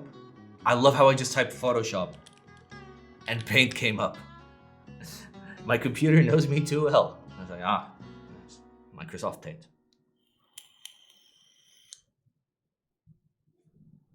All right, so open. What's the file called? Oh, we don't know. Okay, it's gonna take like 10 years to actually load. All right, while it loads. So like what I want to do here is we can add like something that blows up, but what I'd like to do is like there's like a pillar that's like a very weak pillar, and like they can tell it's a very weak pillar, and if they like, I don't know, throw a rock at the pillar or something, it can crumble over and like knock over and like crush 2 goblins, for example.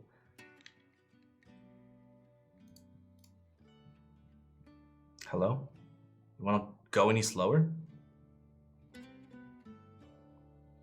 I don't know why my computer does this. It's like library folders are just so slow to open. Hey, there we go. Now you're working. That is not my whole dungeon. It's almost my whole dungeon. Whatever, I can work with it. Okay, so we're going to outline goblins as a circle. So there will be 1 goblin watching guard, and there will be like 2 goblins here, like in bunk beds. And there'll be like 1 goblin like falling asleep at a table, and then 1 here like on a big bed. Okay, and say we do a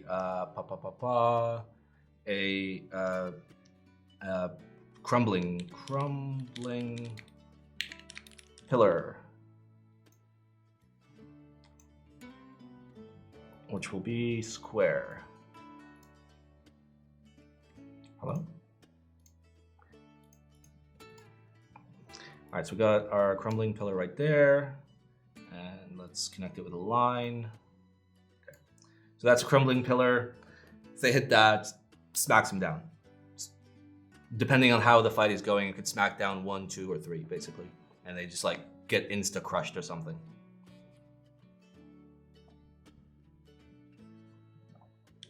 All right, in the next room, we have I may as well just like copy all the goblins now. Why is this all in 1 layer? Photoshop, what are you doing, stepbro? All right, well, boom. All right, so in here will just be 1 random goblin with his pants down. Here are going to be 3 like ranging goblins at like the far end. Over here is going to be like a big ass goblin. Nice. And then in here, we're going to have the wizard.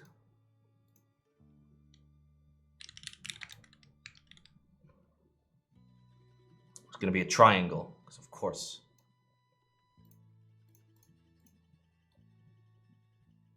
Polygon tool? Shape? The fuck? Hello? Do triangles not exist? Got it. Okay. Magic Man is right there. There's our Magic Man. Got it. Magic Triangle Man. All right, so that's the gist of it. So in the first one, that line needs to be a lot thicker for me to like see what the hell is going on.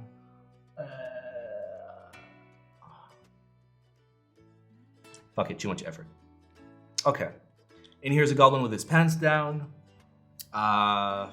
There's, I don't know, there's like a stove. Or like a fireplace, not a stove. There's a fireplace, there's some tea like over the fire, there's some bread, and they can kind of chill in here without like attracting too much attention. It's the general gist of it.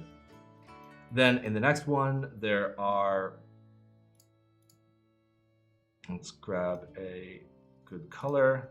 There are 3 goblins on a raised platform.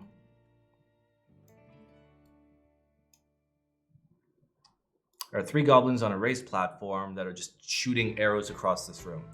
And I'm going to follow our pillar theme, where that is our pillar color.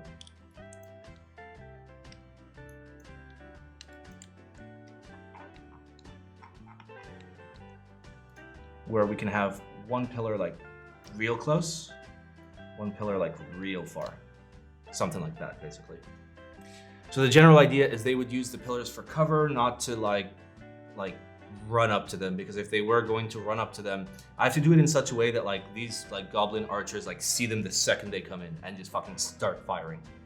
So like they quickly have to get to cover, and they have to basically attack them via ranged.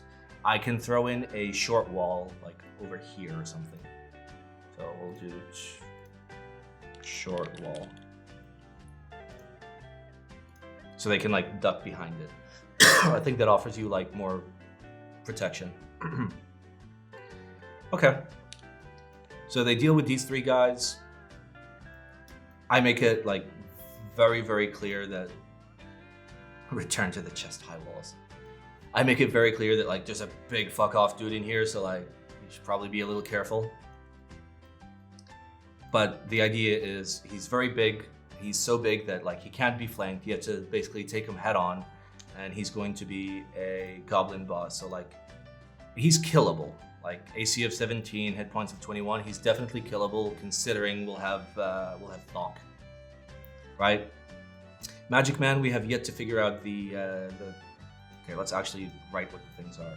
This is Goblin Boss. That's the name, right? Yeah, Goblin Boss. And these are just goblins. Goblin these nuts. Got them. All right. These are just goblins. This is a standard goblin.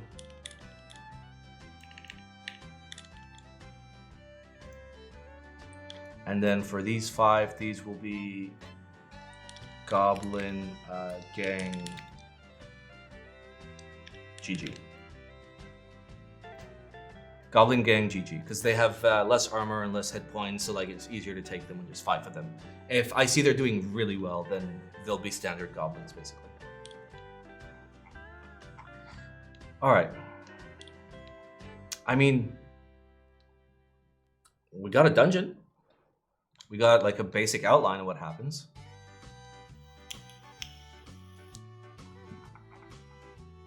You think this is enough to run a campaign with? Like a one-shot? Considering we're gonna spend like 2 hours and 59 minutes of our 3-hour stream like figuring out how to like move around and use our dice.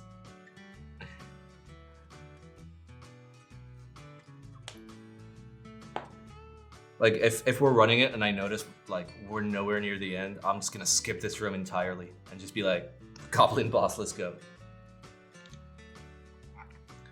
All right, so I have to like generate like each room is like 20 to 30 minutes, plus like the intro, right? So like the intro will probably be like 20 minutes because like they'll like meet in the forest and like introduce themselves before going to the inn.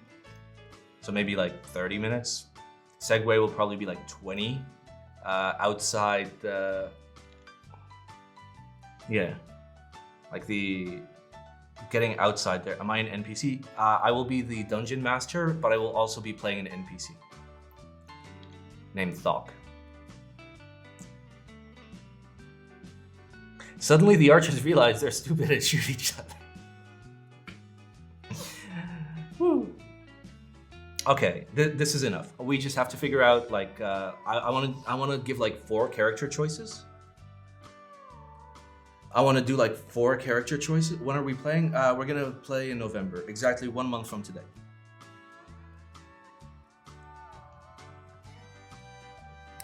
Okay, so I have to make like 4 characters for them. I have to create a character for Thocc. And I have to figure out who the Magic Man will be. Because for this, we know it's Goblin Gang. That's a normal goblin. That's normal goblins. That's a goblin boss. We need to figure out the Magic Man.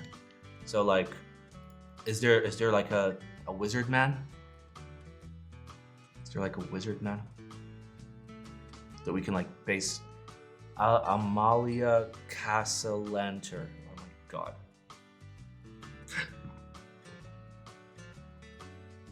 Animated table. That's the wizard. Right there.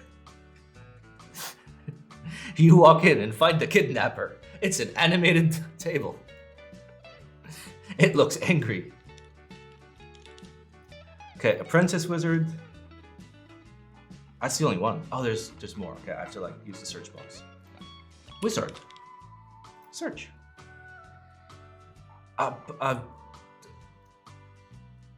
The monsters. Wizard. Hello? Hello. Panopticus wizard. Okay, here, let me, how about this? Let me explain how I want the fight to go. Because like, we might have to like make our own wizard. So like, I've yet to like show you specifically like the layout of the room, but like, it's gonna be a big room. It's gonna be slightly dark. Not very dark, just slightly dark, okay? And it's gonna be like pillars, crumbling shit, some like kids trapped in cages, a table with some sus wizardry shit going on. And then basically the way that I want the wizard to fight is he's always hiding, he's always sneaky, he's never putting himself in like any possible danger. So he'll like cast a spell and then the motherfucker just evaporates and you're just like, where did he go? Like that's how I want it to go. I guess it could be any wizard, I just give him those powers.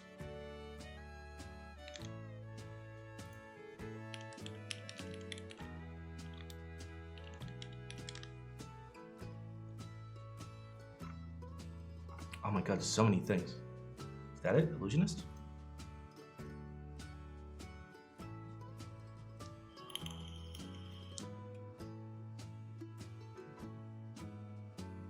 We need more. I know it's 5e. I've literally never played D&D, and neither have the people I'm gonna be DMing for. So yeah, we're gonna play 5e. Okay? I barely like know the basics, dude. Okay.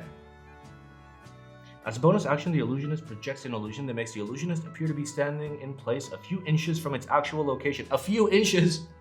A few inches? Be like, haha, I tricked you. I'm not over here, I'm actually over here. Got you. Oh wait, you stabbed me. No, I need a dude that can actually like obscure himself. How do you know these things if you haven't played? I've done a buttload of research. I've never played. Like literally, my goal was I am going to play D&D for the first time and I am going to be DM. And it's gonna be a one-shot campaign that I made myself. I just like to go balls deep, all the way.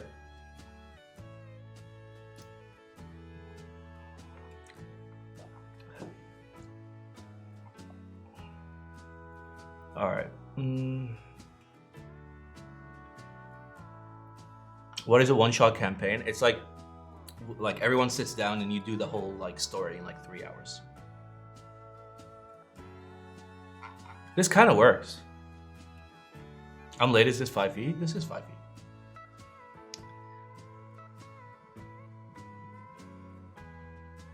Hit dice to 1d8. I mean, with levels, we can make him like a 4th level. Let's just use D&D Beyond.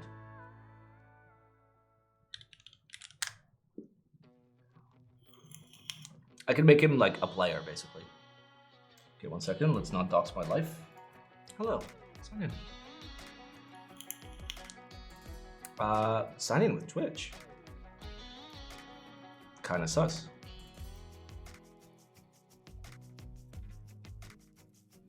We can't find. Okay. Create an account.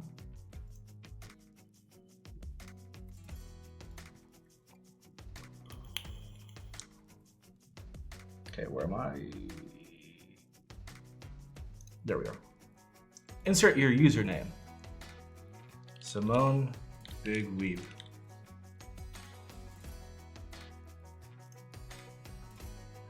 All right, new player guide, subscribe. How make character. Sources, make character. Tools, make character. Found it.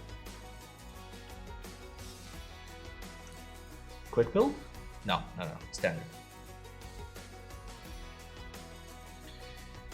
All right, we're going to call the wizard. The wizard will never tell us his name, so the wizard. Fuck all of that. I don't need that. All right, milestone, hit point type, manual. Okay, no, we're gonna do milestone. All right,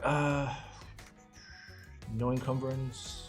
None of this matters. Just go to the next step.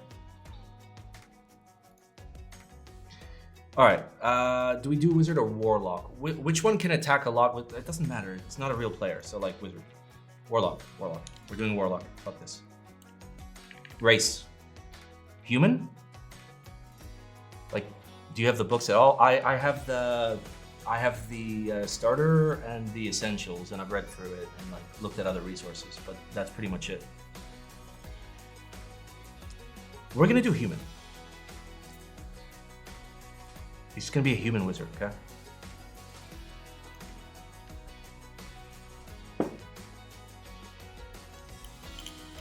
Use variant. It's fine. You think my boss is gonna have a feat? You have all the content unlocked? I think I should be okay. All right, wizard. Do you want the handbook? No, not yet. I fucking absolutely not love yet. knobs. I may have gone very deep and bought a lot of things, but like, I want to take this slowly. I don't want to just be like, I'm buying all the things, and then be like, now I have all the things. What am I gonna do? Lemon Grotto, thank you by the way for the 10 months. Welcome to non-keyboard content. Okay, fuck it. He's a wizard. All right, hit points. First level? No, you're gonna be like level 7. Seems a little high. It's fine, we can tweak it if needed. All right, wizard skill. Arcana? And insight, I guess. Spellcasting, arcane recovery, arcane tradition, ability score improvement. We're just gonna give him, what does a wizard hit with? Does it wisdom, right? Wizard hits with wisdom, right? Intelligence, is it? Okay, intelligence, thank you. See, the boys, they know. All right.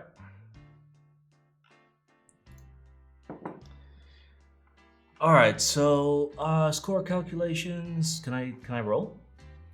Roll. Thocc. Fuck it, we'll just point by. All right, we want like the maximum amount of intelligence, like many. Okay, and I mean, what else? What else do I put? I mean, just give me all the intelligence, bro. Roll? Fuck it, we roll.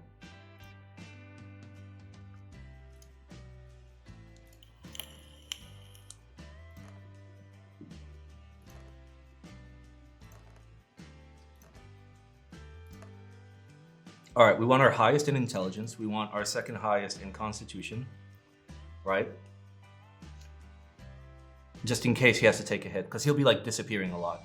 We take a 13, we put it into dexterity in case he has to sneak.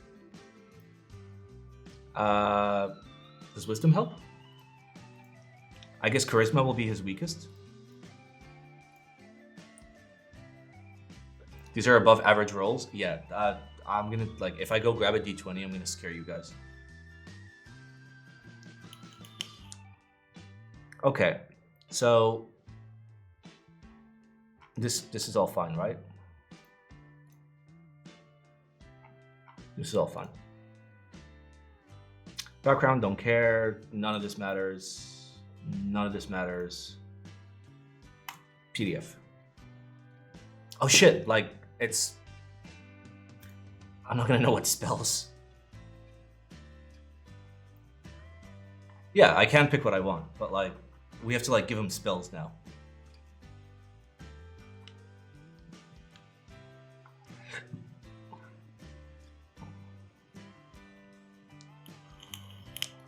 AC of 12. That's not great. We edit those. We definitely edit those. Can I send you a guide for what? For your Discord? What kind of guide? Because we're not actually creating characters. We're creating a boss. I mean, sure. I'm not loving this. Higher dex for more AC. Ah.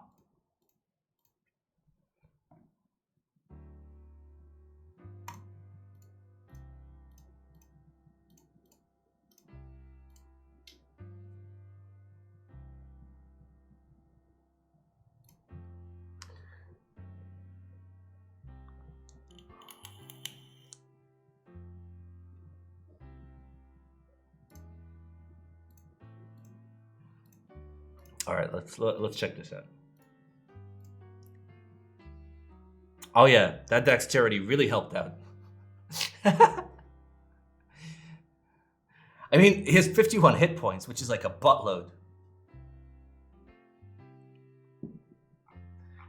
I mean, I'm okay with like 51 hit points and we just bump up the AC by like 4. I'm just gonna print it out and just like cross out 12 and be like, you're 17 now. And then we just give him some spells. I think that's the play.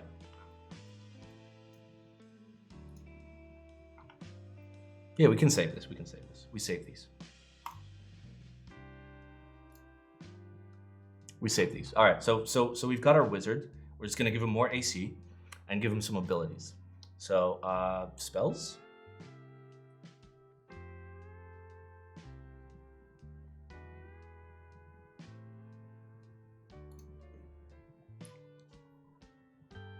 View character sheet. It's gone. What? Oh, fuck. Fine. Go to collections. Okay. My characters. Edit. Are we just gonna? We're just gonna change it here. I was just gonna like write it with pen, but okay.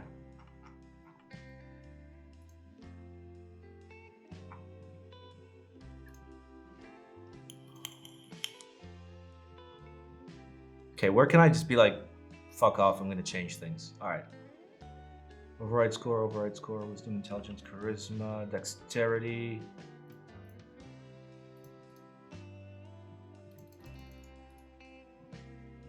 How much dexterity should I have?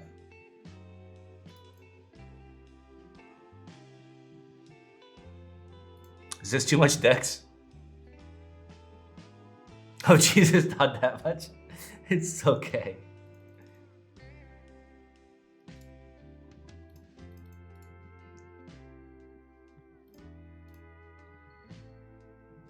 Ten dex? Is that okay? What am I aiming for my dex?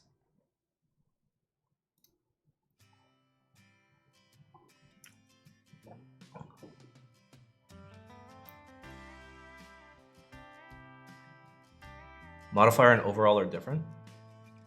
Yeah, that's why I'm overriding the score. Should I override the modifier?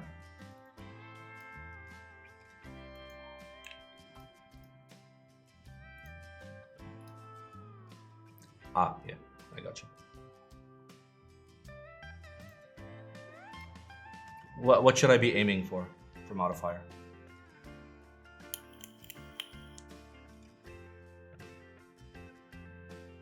It's like ballpark. I'm trying to make him like decently hard to hit, like a little bit harder than the goblin boss, who has an AC of 17. Okay, so we'll keep it at 17 then. We'll keep it at 17.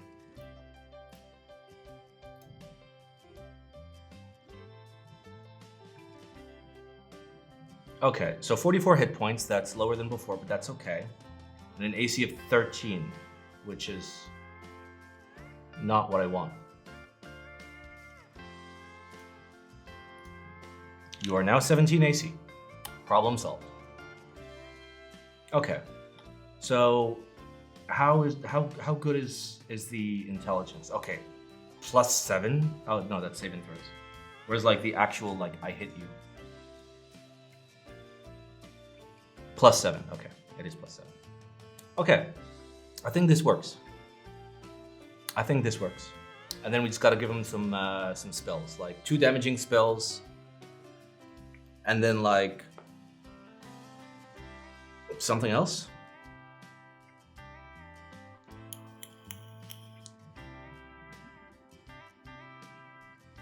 It's +4. Okay, so this is for like the hit people, and this is for like skills, and this is for saving throws. I've never seen a character sheet, so I'm kind of eyeballing this. This looks good enough, right? This is fine. All right, we got a PDF. Okay, are we memes?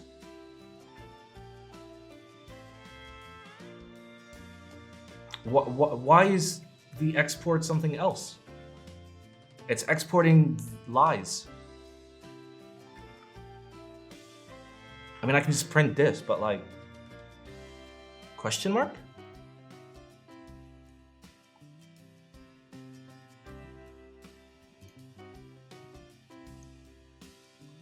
Okay, view.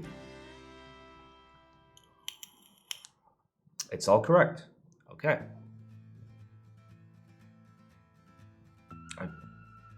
Simon, you need traps? Where? In my dungeon? I think I have one trap on a door. And it's literally just there, so like they understand what a trap is. That's pretty much it. Like the door is trapped. Okay, share? No? How can I print you? Please give me print. Go to builder. Bob the Builder? Spells are a whole thing, to be honest. Wizards get to pick spell each day, so if you're being I'm not being realistic. He's gonna be a boss. He's gonna be a boss. So like I'm gonna pick like 2 or 3 damaging spells that he can use all the time, and like 2 like evasion spells. Like 1 to like hide and 1 to like export to PDF. I did. Right? And I click it. And it's the wrong AC. Like it's the wrong a lot of things. It's lies. I mean, I can come back and try to print it later.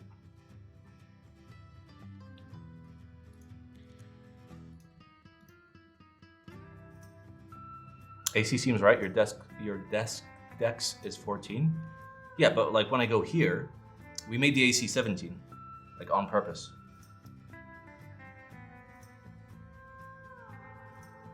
Like, I might even drop his hit points, actually.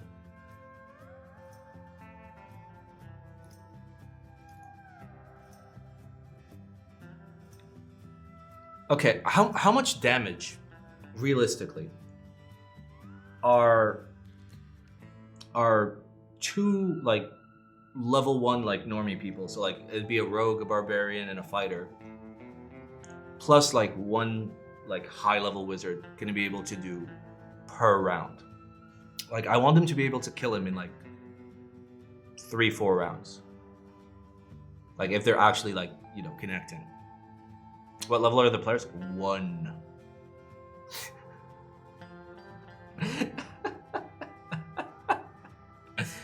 I mean, I can make it slightly higher, but like, it doesn't matter. This is their first game ever. I just want to keep it simple. Oh no, this is gonna be a bloodbath. 4 damage per round? Okay, we're... Fine. We're not gonna make him level 1, okay? We'll make him whatever level is, like, required for them to, like, make it through this dungeon, okay? Like, it's fucking like goblins. It's goblins. Alright, what if we make him really squishy? And we drop his AC. Let's drop his AC. Yeah, we can do, like, level 3 for, like, I'll give him the option.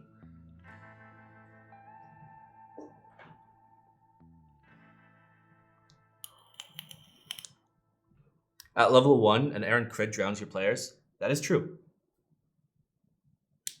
Downs your players, yes. That is true. That's why I want to see, like, okay, how much damage can this guy can actually, like, unarmed, just unarmed.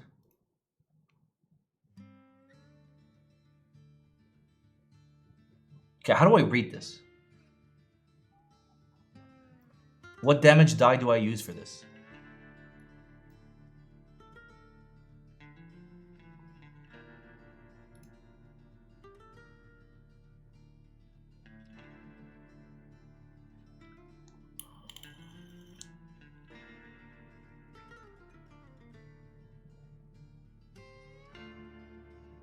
Okay. Some classes are like a D6 when they punch. Wizard isn't one. Okay. I mean, we're gonna give him actual spells, but like this guy needs to be like killable by like 2 level 3s and a like level 15 in disguise. Like pretending to be a level 3. Like, do you think 17 AC is too hard? What if the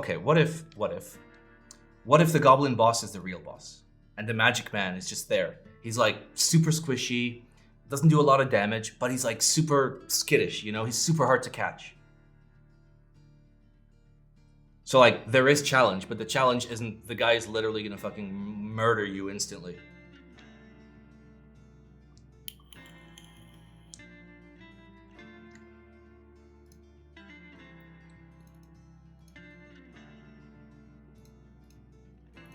Like, we can give him like 12 AC. And like 20 hit points. How much does the goblin dude have? 21. 21, so less than 21. Permission to play? Yeah, of course, pause.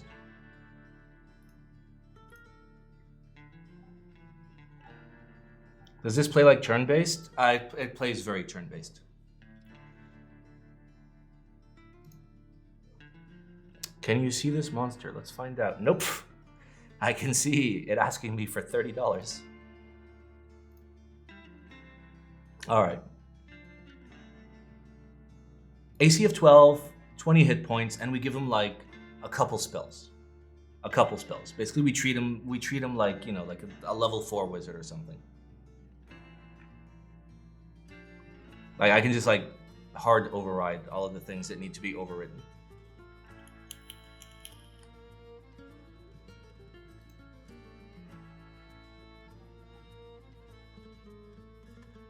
Export to PDF. Please work.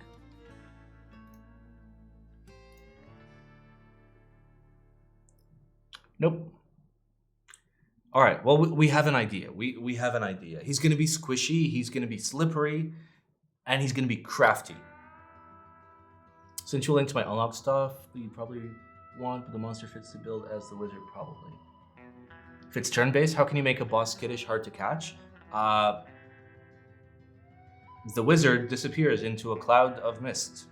You are unable to find the wizard. Oh no, let's look for the wizard using my turn. I do not find the wizard. The wizard appears over there on his turn. Kind of like that. I mean, that's how I'm imagining it. Maybe like, I'm an idiot, but like, I want him to just like appear in places. You know, just be like, you swing your sword at the wizard and he's gone. It wasn't even the wizard. It was like, you know, it was a Scooby-Doo villain. I mean, I can literally just make this shit up. We can literally just make this up right now. We don't even have to create. Like, we can just be like, okay. Yeah, let's just make like a super basic, like, here's what we want. Wizard dude, like 11 to 12 AC, 20 HP, spells, poof is his first spell, over here is his second spell, so poof, dude goes missing,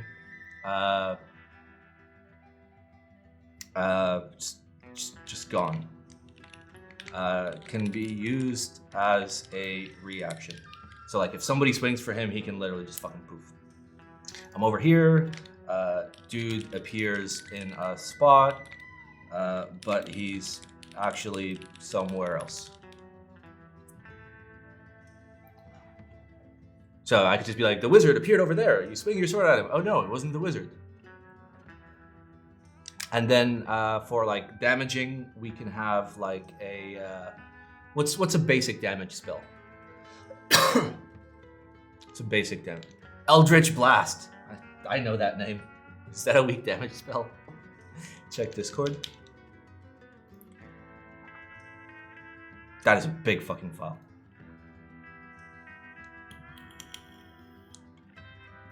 I accept. I agree. Oh my god. Oh my god. Yoink. Do a little, do a little. Alright. Cough. Hello, friendship. Alright. So he has poof, he has him over here, and then we have like generic damage spell, roll 1d6.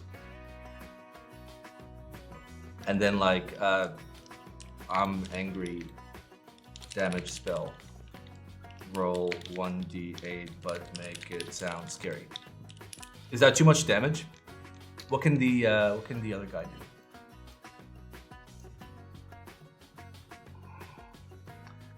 One d6 plus 2. 1d6. Okay. Yeah, I'm not gonna move him around too much. I want this to be like an annoying fight, not like a everyone's gonna die fight.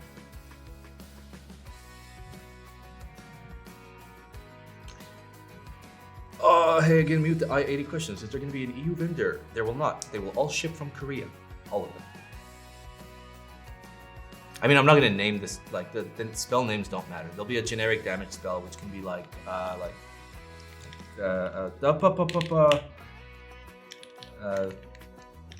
electric spell, roll 1d6, spark spell, how about that? And then angry spell, it's not too much, a firebolt is 1d10, okay, good. Like, I don't want him to be like very strong, I just want him to be like annoying. And then he'll have his I am angry damage spell, which will be like, he ropes you with ropes made of lightning.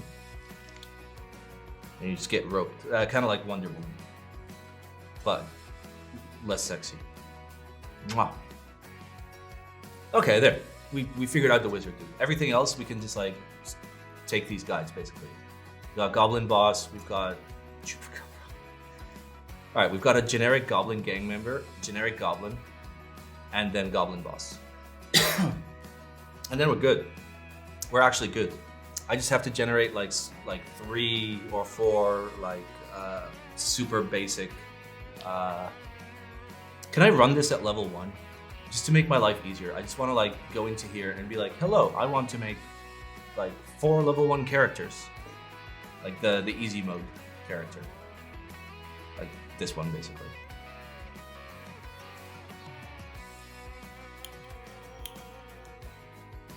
Alright, so level 1s can definitely take on goblins, right? Because like that's like the default, like you throw goblins at level 1s, right? So like what do they hit? They hit 1d4 plus 3. So max of 7, minimum of 4. Okay. Okay. So that's okay for like a level 1. Character sheet, scroll down for D&D, free gen character from the publisher, nice. Pre-generated mages, pre-generated scoundrels, pre-generated warriors. Alright, give me a human barbarian, a human fighter, and like a sneaky boy. Give me a sneaky boy. Oh, that'd be a scoundrel, wouldn't they? Drow rogue, halfling rogue. I kind of just want everyone to be humans, just to like, not like force weird role playing onto them. They understand what it is to be a human. So human fighter is good, human barbarian is good. Is there like a human rogue?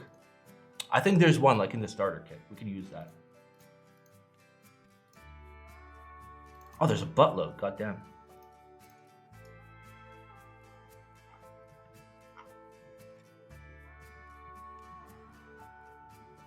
Wait, that's not a character sheet.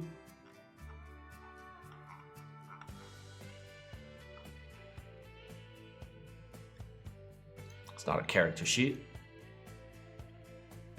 Depends on the level of the goblins. I think this is going to be a little tougher level 1. If max crit is 7, that's a little sussy / dangerous.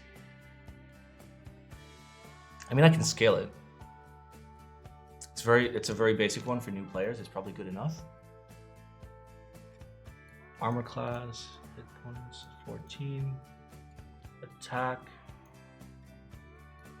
Actually, yeah, this is pretty good.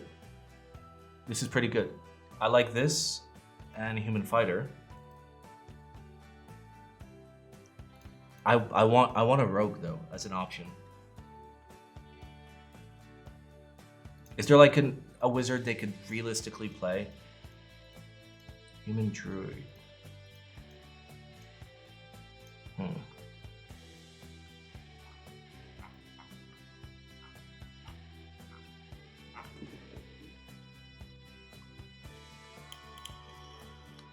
I mean, halfling rogue, they'd probably understand. You're just small. Paladin? Paladin is a little complex for new players, wouldn't it? Like, all they're gonna understand is, I'm going to hit things. I am going to go up to the things and hit them. I am going to sneakily hit the things. Paladin is like,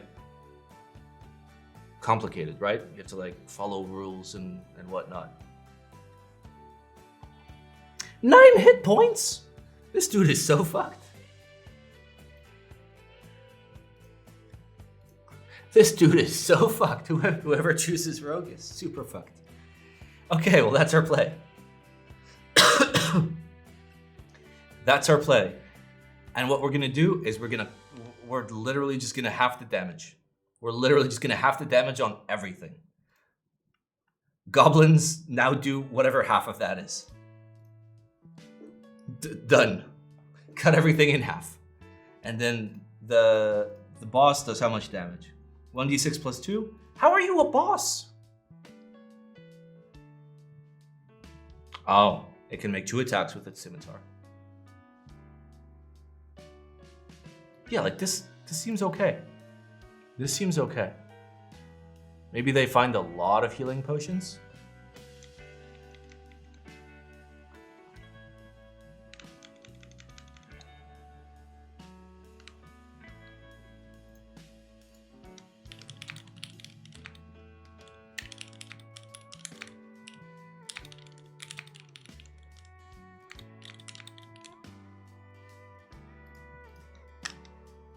There we go, problem solved. We fixed the dungeon, boys.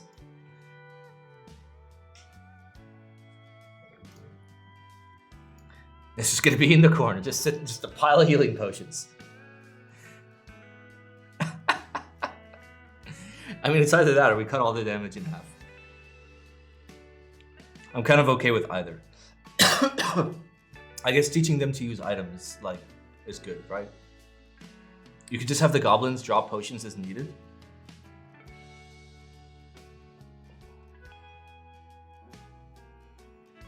Yeah, it'll be fine. It'll be fine. Listen, this is already like so much fucking planning for like me that has no idea how to play D&D, and 2 other people that are gonna play D&D and have no idea what the fuck they're doing. They're gonna be like, how do I go north? I'm like, you go north. On the shelves? Nah, it's gonna be like in a chest. It's gotta be like a chest that draws you in, like a, you know. When you can, check DM and please no leak. For the record, my DMs were open. You didn't have to friend me, but no leak. Okay, I was going to check this. So boom, boom, boom. Let's see. Goblin Patrol. So second room is a chilling room. Bonfire and some tea. And a chest that's got like... how much healing do healing potions do?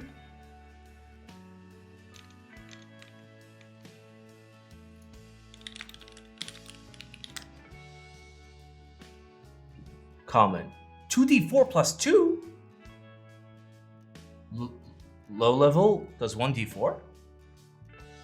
Are you sure? 2d4 plus 2. So it's got like 5 potions in it.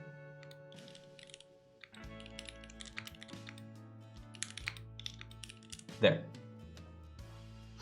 5 healing potions and like 13 gold.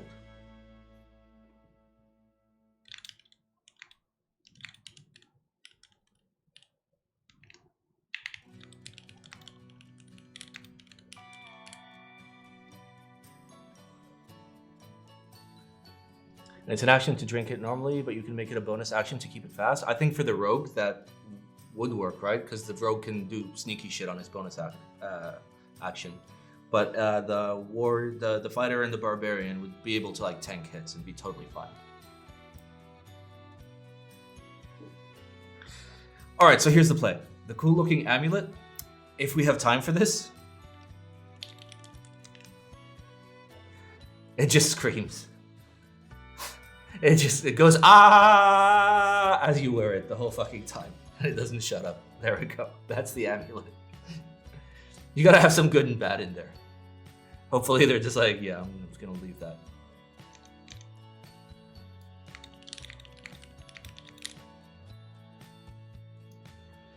Can always have the boss goblin drop potions. True. They can aggro all the enemies. Well, keep in mind, they've already gone through the first room with like the buttload of goblins, right? So, like,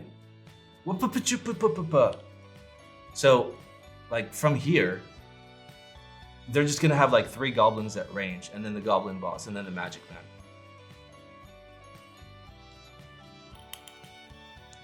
So like they're not gonna aggro anything because these goblins are gonna stay on the high ground.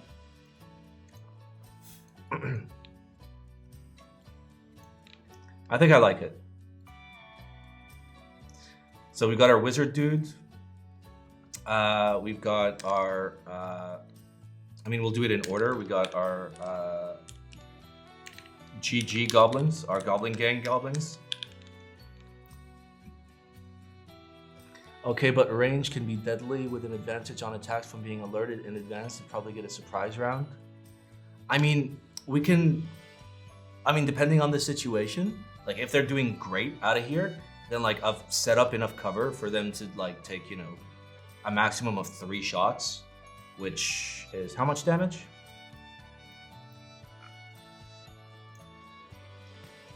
(1d6 plus 2). Well, that kills the rogue. Okay, what about Goblin Gang? 1d8 plus 3? Yeah, no, they're just normal goblins.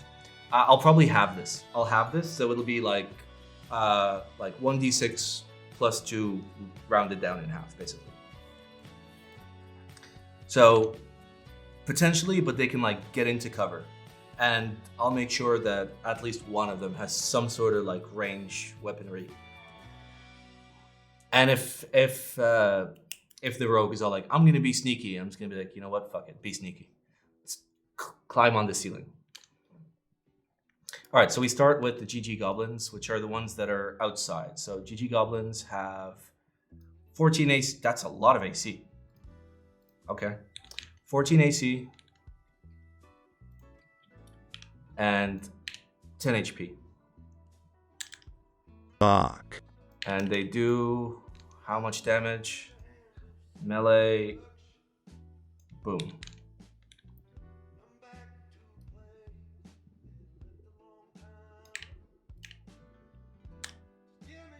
Climbing takes strength. I don't know about that. Don't worry about it. And then range weapon. Boom. And we'll scale these as needed. So this is the GG goblins. GG goblins are primarily just going to use their melee weapon. And then we have our normal goblins.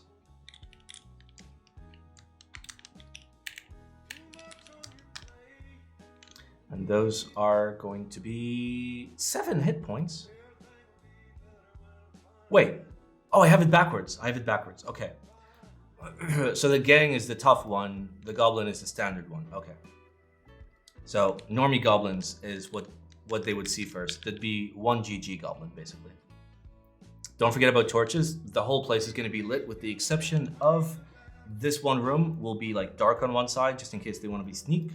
And then the Magic Man room will be like dim but not dark. So like it's a crypt, but like the goblins have made it home essentially. There's torches everywhere, there's signs of life, stuff like that. All right, so normal goblins, boom. So 7 hit points, 15 AC. So they're harder to hit, but like they die quicker. I got it. And then in terms of their attacks, 1d6 plus 2.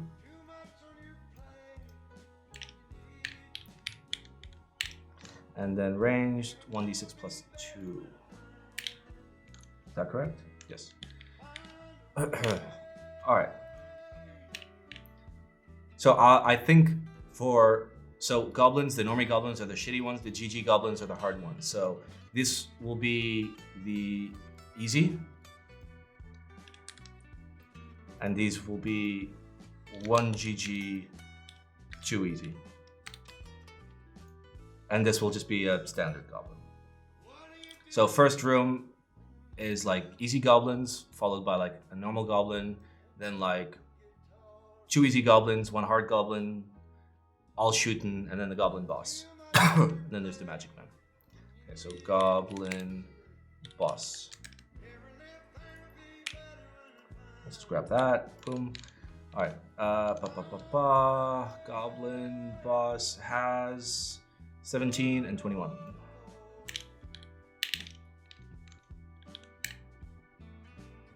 And then his melee weapon is 1d6 plus 2.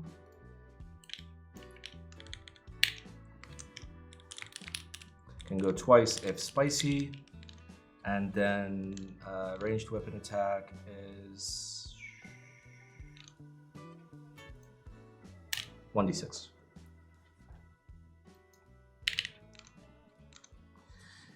All right, and then under the goblin boss is the wizard dude. Okay, we're good. We've literally planned an entire fucking dungeon. We're good. We have pre-made characters. We have a plot. We have everything but the loot. The loot. All right, a heart in a jar that Thocc wants. We have a sack of silver pieces. Amount unclear. Looks like 150, 200? I mean, it doesn't matter. They're not gonna get to keep any of this. It's just to like make them happy. A sword that is impotent.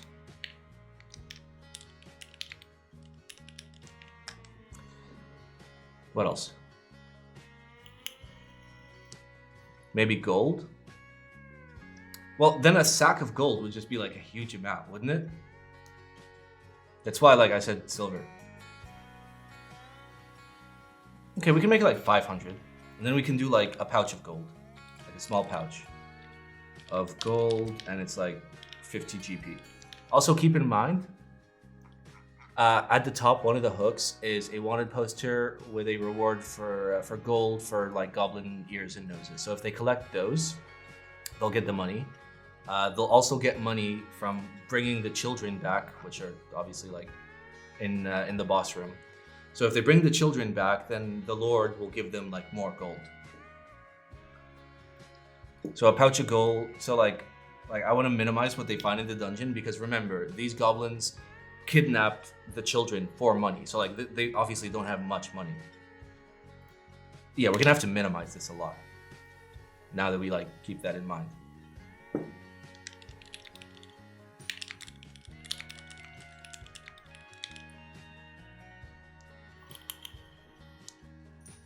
Can it be a clicky sword?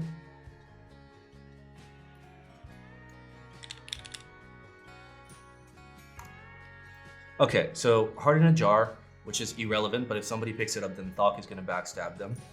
Sack of silver pieces, like 250-ish, a sword that clicks, a pouch of gold, like 10 gold, and some old clothing that smells funny. That's not much of a treasure, but they're not gonna carry it over to their next campaign anyway.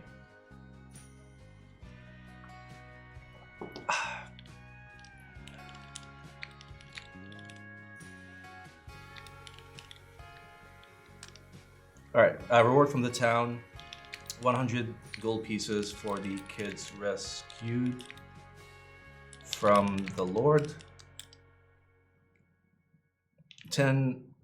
5 gold piece for every pair of goblin ears turned in.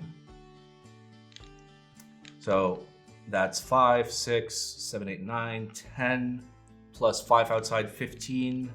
Goblins total. 15 times 5 is Math. 75. That's good. That's good. We actually might want to up this a little bit then, because this has to be like a hefty reward. Who will you be campaigning with? I will be campaigning. This isn't a campaign. It's just a one shot. I'm going to be playing with Kate and with Paul. None of us, including me, has ever played D&D. Like, not even once.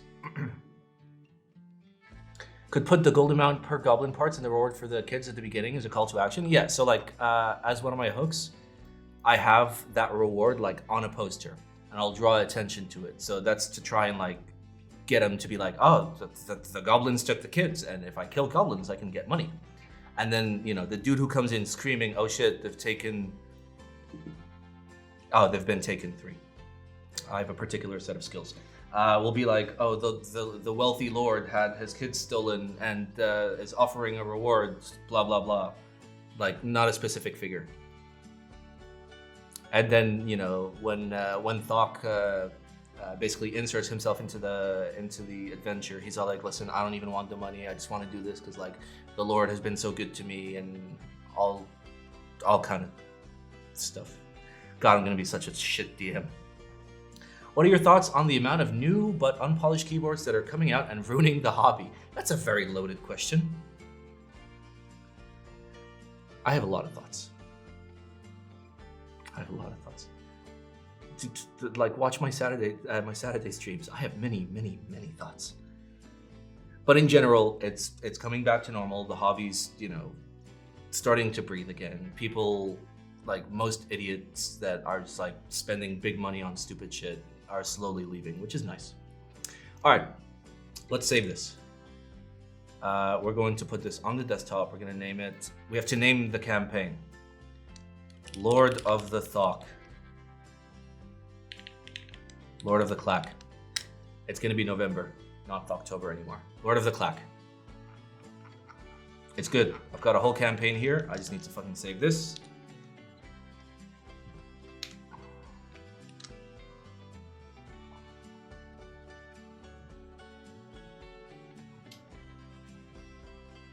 Computer.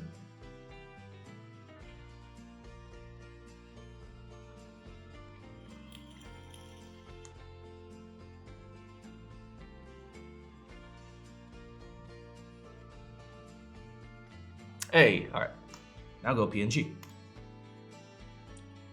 Oh boy, here we go again. Like, hopefully I can print this out on A3, and I'll try and do it in such a way so like that it fits. Desktop map for Lord of the Clack. Clack. Got it. Oh baby, we got a fucking campaign. Well, a one shot, but I'm kind of excited for this. So tune in probably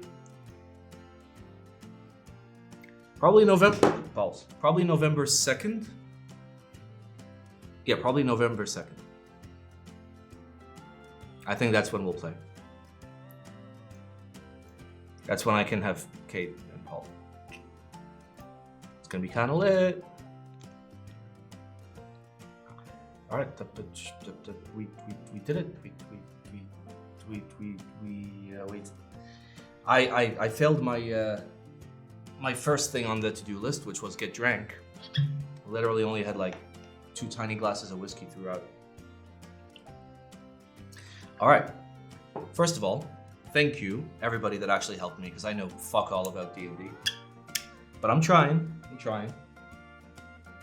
So hopefully this will be decent. Hopefully I can explain things better when we're like actually there. I'll put myself in the mood and just like visualize everything and just be like, yes, there is a small rock that is slightly pointier than the other rocks. So good at descriptions. Oh, I'm pretty sure we'll have fun. We'll stream it. It'll be streamed live in my living room. Oh, I have to figure out like how I'm gonna do like the camera setup and everything. But thankfully I have all the fucking cameras. Okay, wait. Okay, is one of them off? Which one is off? Which camera is off? Ah, my webcam.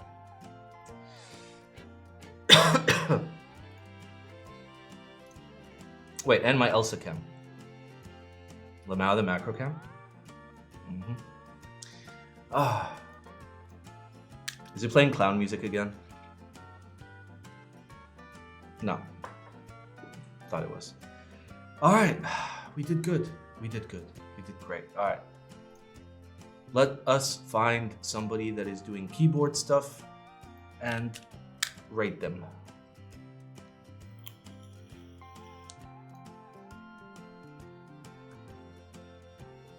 And I will see you all on Saturday for group buy reviews. Nobody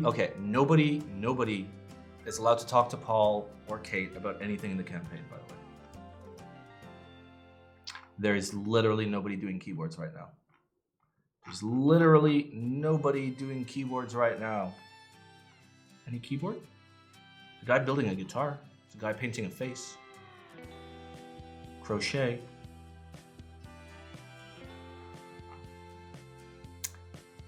I guess we're just gonna raid some ducks or chickens. Ducks or chickens?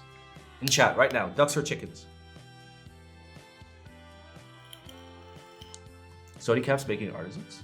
Really?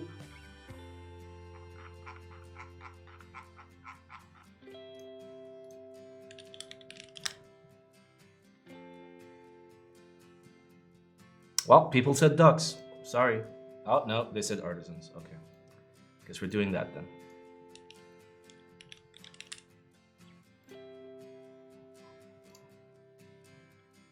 I'll see you all later this week. I hope you all have a beautiful Wednesday.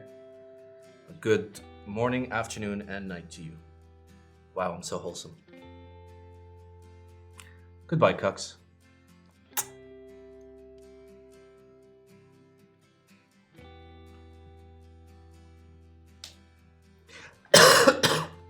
God, my pain.